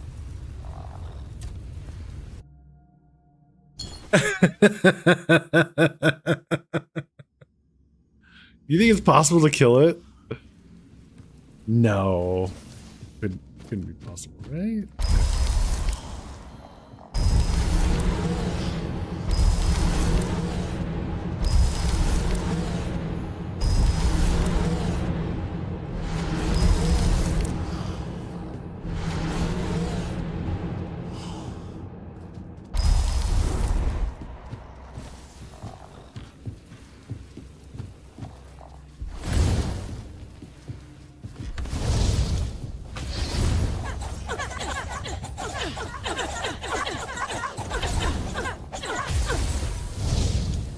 Oh, you can kill it. There's no reason to, though. That was just more out of curiosity.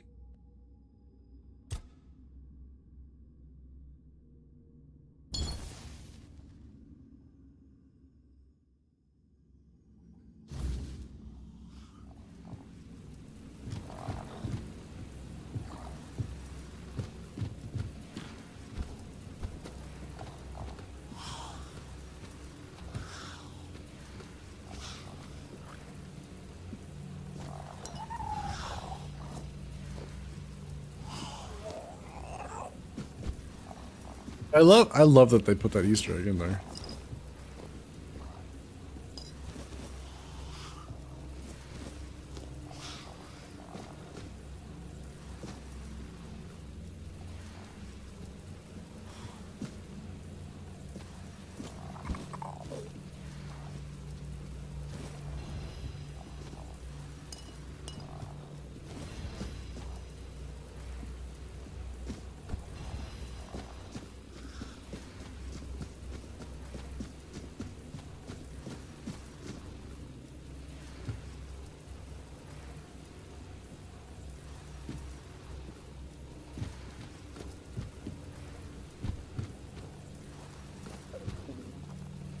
Just said I was pointing at one of his circles.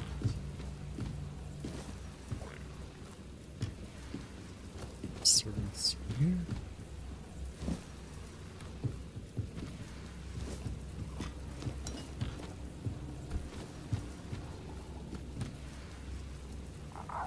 So we got floating books. All over the place.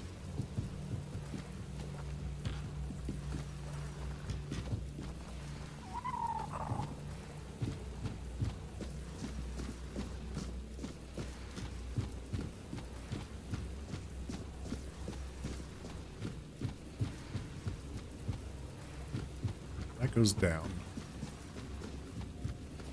Out on a limb and say up is the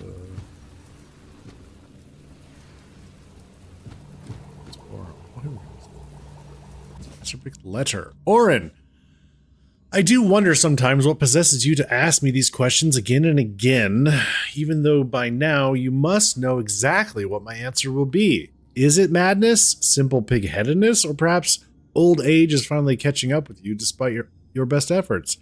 You know I find no amusement in watching the hollow shell of my brother hobble mindlessly around the island, all thanks to the sheer incompetence of the so-called ruling council. And yet, as I've told you before, I do not believe your idea of bringing him back fully has any merit whatsoever. Why won't you people finally let him rest and try thinking for yourselves? I know it's a daunting task, but surely you have the time since you keep wasting it pestering me for help.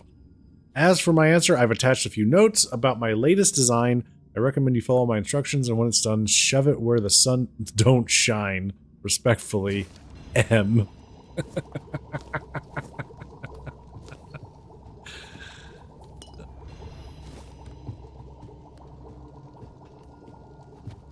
Merlin's had enough. Let the man rest.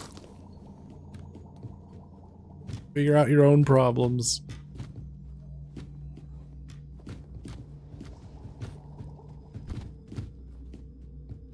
Orn's notes on Kingy.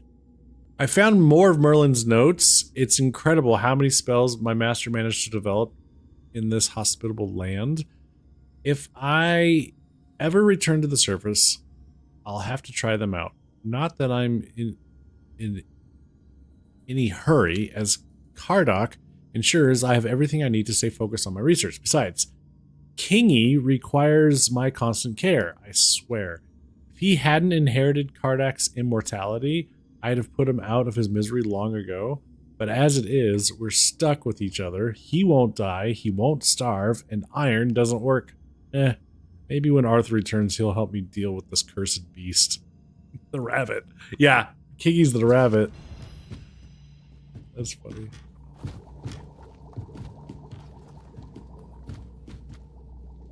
So as I get close to the books, they pop out. That's kind of neat. It's a quest item too. I wonder if there's any others.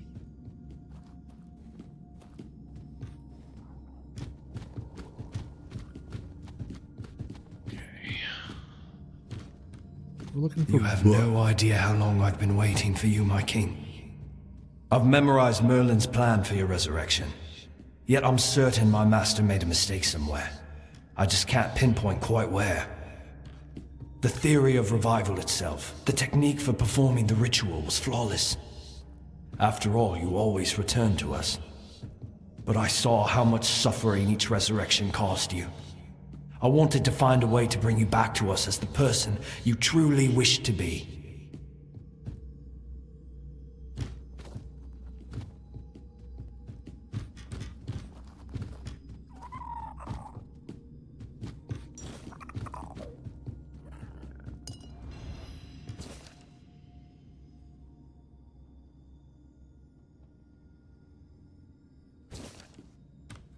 More notes on Kingy. Another way to get it, which is interesting.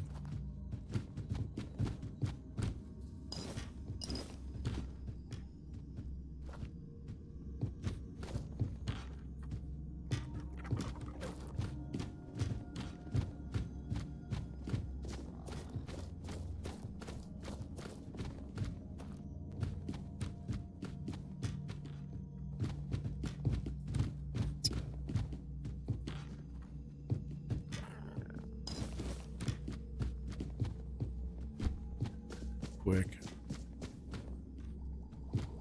Really hoping that. Okay, yeah, books are popping out as I get close. So does that mean one of them might need to grab?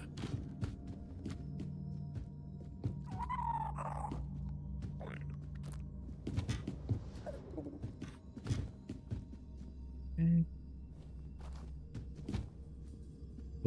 Oh. Out of the way. Oh my god. Mysterious note.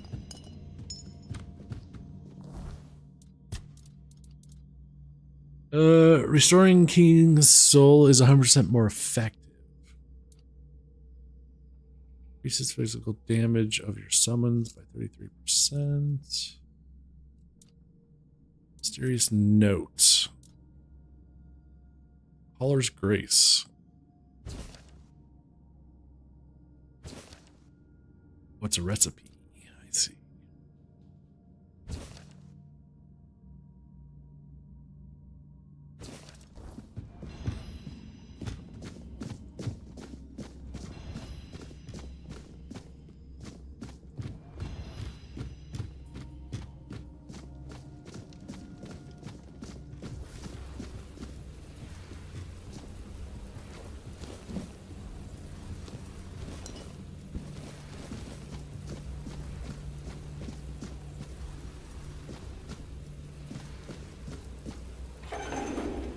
king.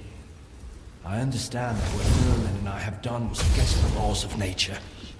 I know how many brave knights gave their lives so we could find a way to bring you back. But their sacrifice was not in vain. With you here, Avalon has a chance to become a true paradise. And now, I believe I've found the way to make it happen. That doesn't sound good. Journal part 2 of 3. There's been a shift among the Knights of the Round Table. Today, yet another Lancelot came to me demanding I summon the king. Once again, my arguments fell on deaf ears. I told him it's too soon. I still don't have a way to restore Arthur in full. He didn't believe me when I told him the state the king appeared in last time. But I was bound by oaths, and so I obeyed. Arthur returned, broken beyond use. He couldn't support the knights this time, could barely remain upright. Palamedes died on the spot the moment he saw him. His heart gave out from the shock. Even Lancelot finally agreed with his predecessor. The moment we left the resurrection chamber and the rest of the knights went off to plan their next campaign, a stranger ran up to me. It took me a moment to recognize him. Caradoc, my old friend, the one who once agreed to be the subject of the immortality experiment, back before Merlin declared that immortality was no longer enough. I was glad to see him, and even more glad for the idea he brought. Caradoc reminded me of the wording in the oath. I must answer the call of the Knights of the Round Table, but what if they can't reach me? What if they can't summon me, or find me at all? Right now, they use a summoning spell to call me into service, but if I can create a space where the spell cannot take hold, they'll be unable to reach me, and so I will not be able to answer. That would give me what I've never had. Time to work in peace on a way to restore King Arthur in all the glory and majesty he once commanded and still deserves. Interesting. Okay. So he's trying. I suppose that's a good thing.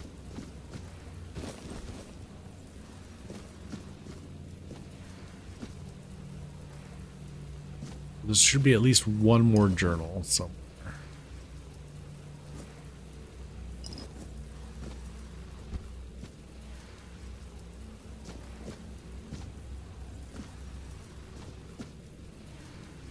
There's a lot of books to go through. I love the animations as you get closer, they just pop out of the shelves. Are these the books you're looking for? Maybe these are the ones.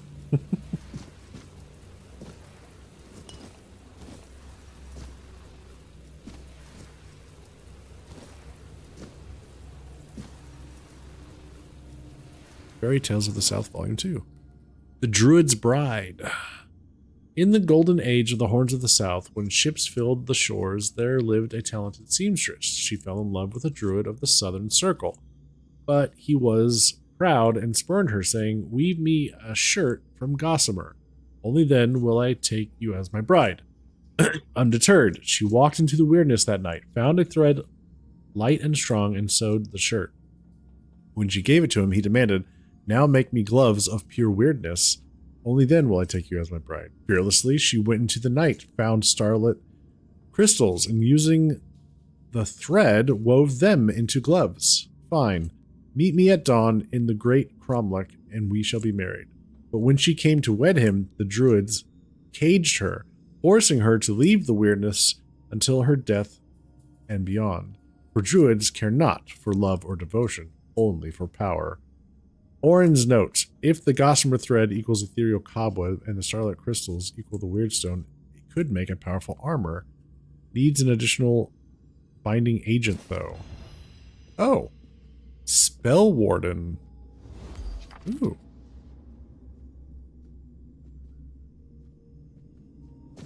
Spell set of Gambit skill. X-grip band braces. All kinds of stuff here.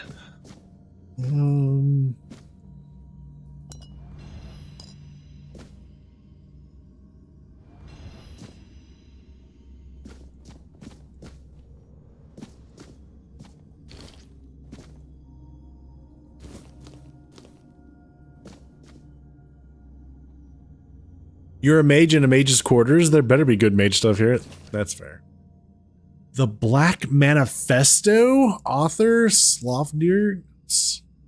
Okay, my dear brothers who saw fit to cast me out of the circle for going against nature, know this. I have not spoken my last word. I will not deny your accusations. For is going against nature not the logical next step after mastering it? Nature is not merely to be respected or obeyed, but to be subjugated. Neither life nor death should be set in stone. You draw power from this land, yet you fail to see its full potential. The end, any end, is but an illusion. The great Merlin understood this, but you choose to turn your backs on his teachings, calling them irresponsible. Mark my words, brothers, one day you will pay dearly for your cowardice. This world is ours. Its secrets belong to us. Its laws should be shaped by us. There should be no aspect of Avalon beyond our control. I will not stop my research. I intend to leave a long and lasting mark upon this world, and there's nothing you can do to stop me. A bit insane, but he does have a few interesting ideas.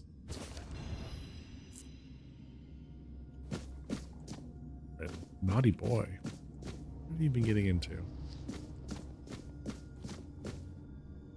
Came from that direction. So let's stick with this floor. Oop. Exploring. Oh, hi. Wait.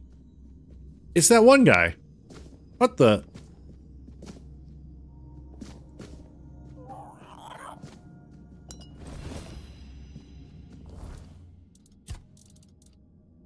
Crucible Wand.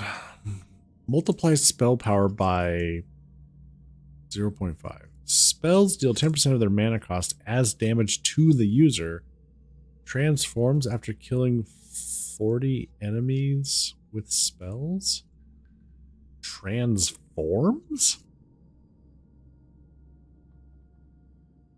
What does that mean? Transforms.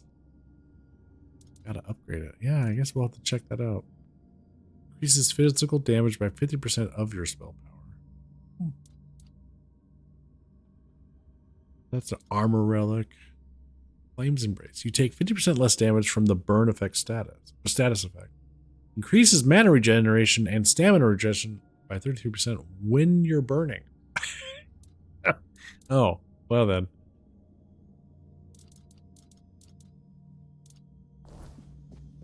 So this is Hob. So Hob was we've originally met Hob at the very beginning of the game. He was in the asylum. And he had we freed him, but he didn't feel like he needed to go anywhere. And then once we got out, we met him again at least 2 other times. And he's kind of just been wandering around. He kind of seems to know a little more than he should, but at the same time doesn't.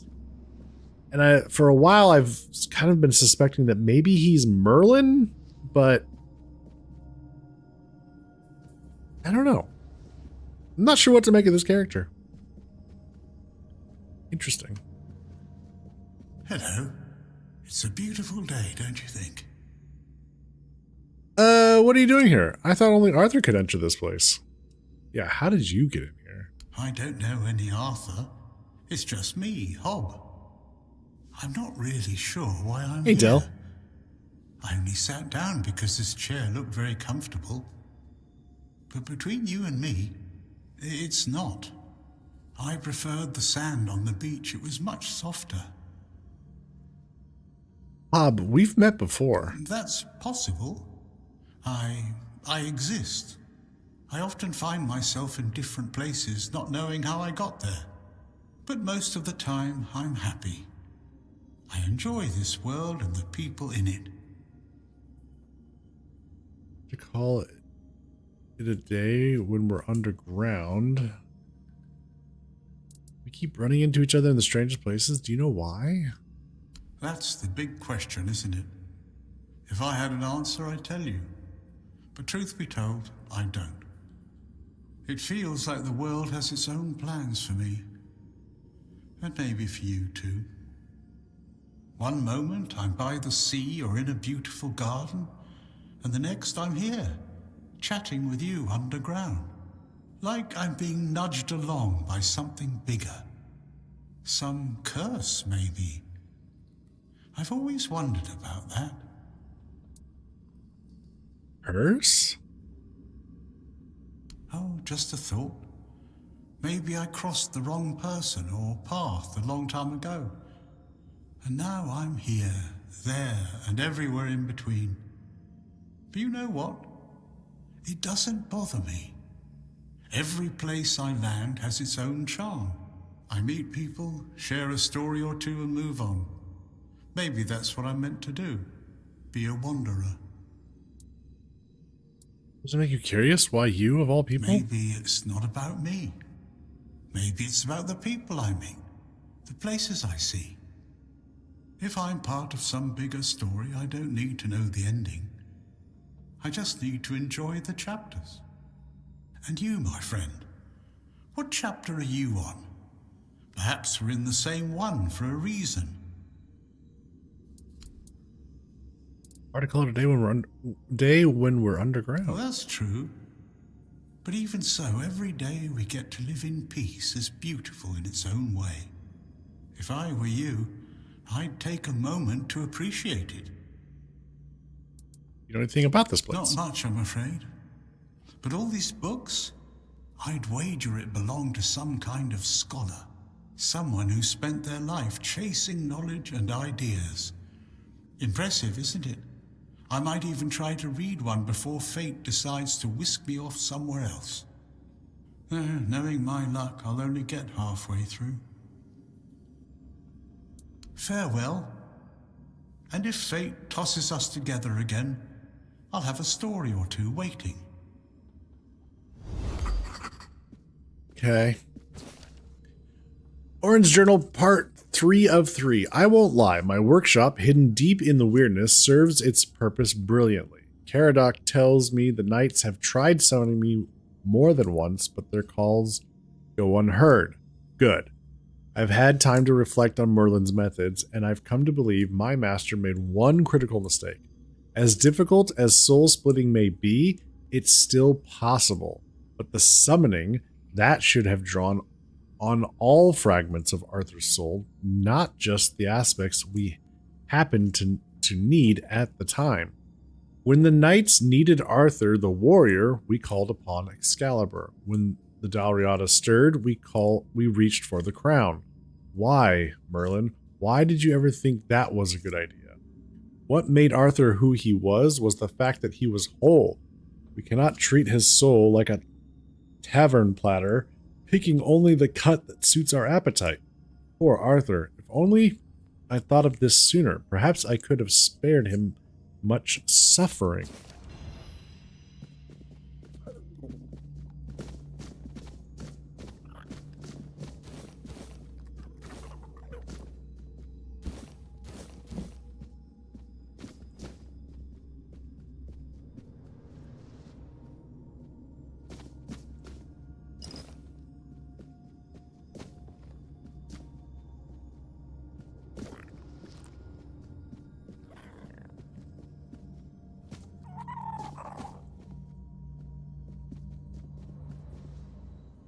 Whale?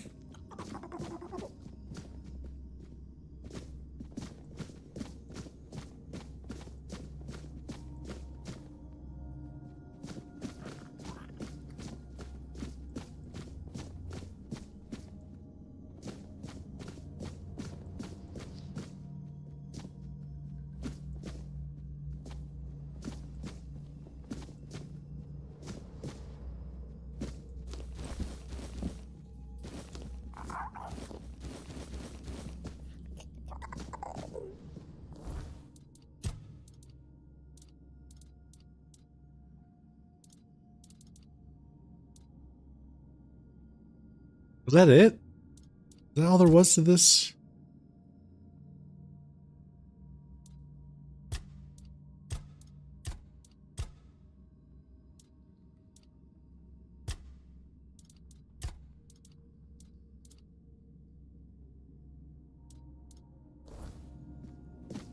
Huh. I guess I thought for sure that there would be more to do here, but all right. We got a neat set of gear we might want to craft.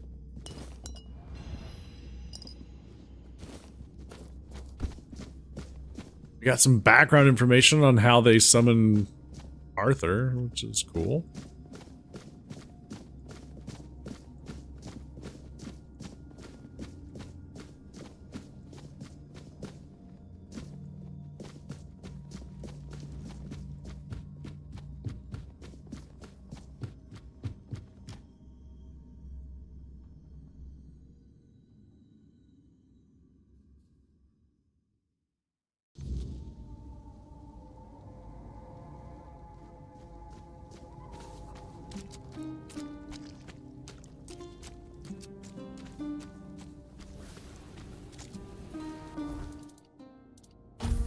This other spell we got, Crucible Wand. Multiply spell power by that. Spells deal 10% of their mana cost as damage to the user. That could be problematic. Transforms after killing 40 enemies with spells.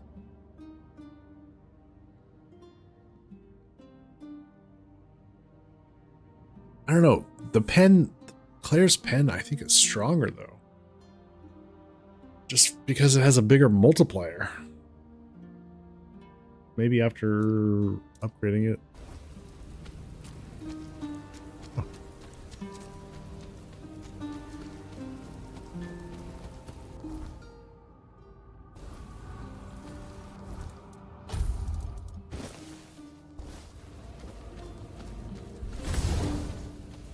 That does hurt me a little bit.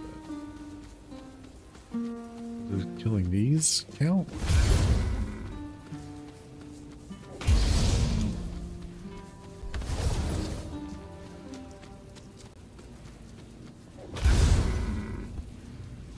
Huh? Did you hear something? I'll get you back tenfold.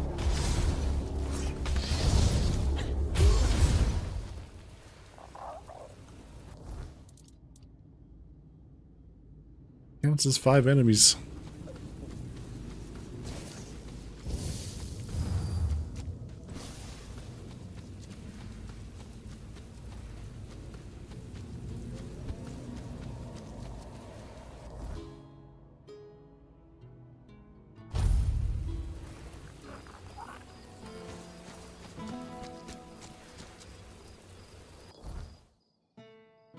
Okay.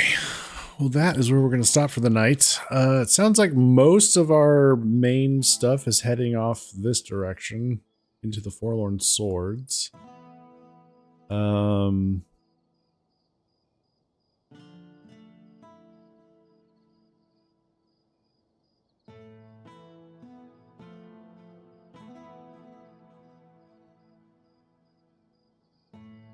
We might have one or two things to check out along in here. I'm not entirely sure if there is anything else, but we will pick this up next week or later this week, Thursday.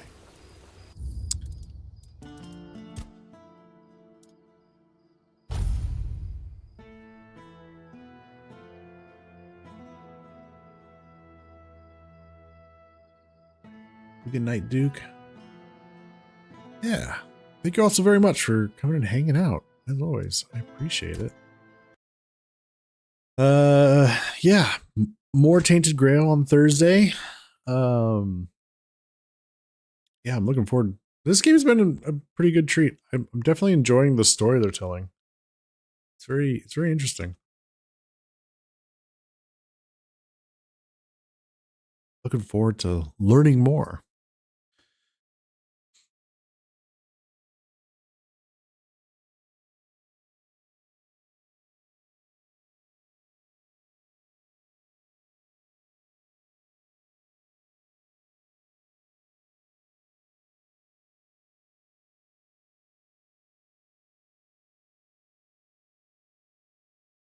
All right. All right, friends. We're gonna go say hi to Shaper Stories. He's playing Legend of Zelda Tears of the Kingdom. You're doing a great job. Thanks, Rory.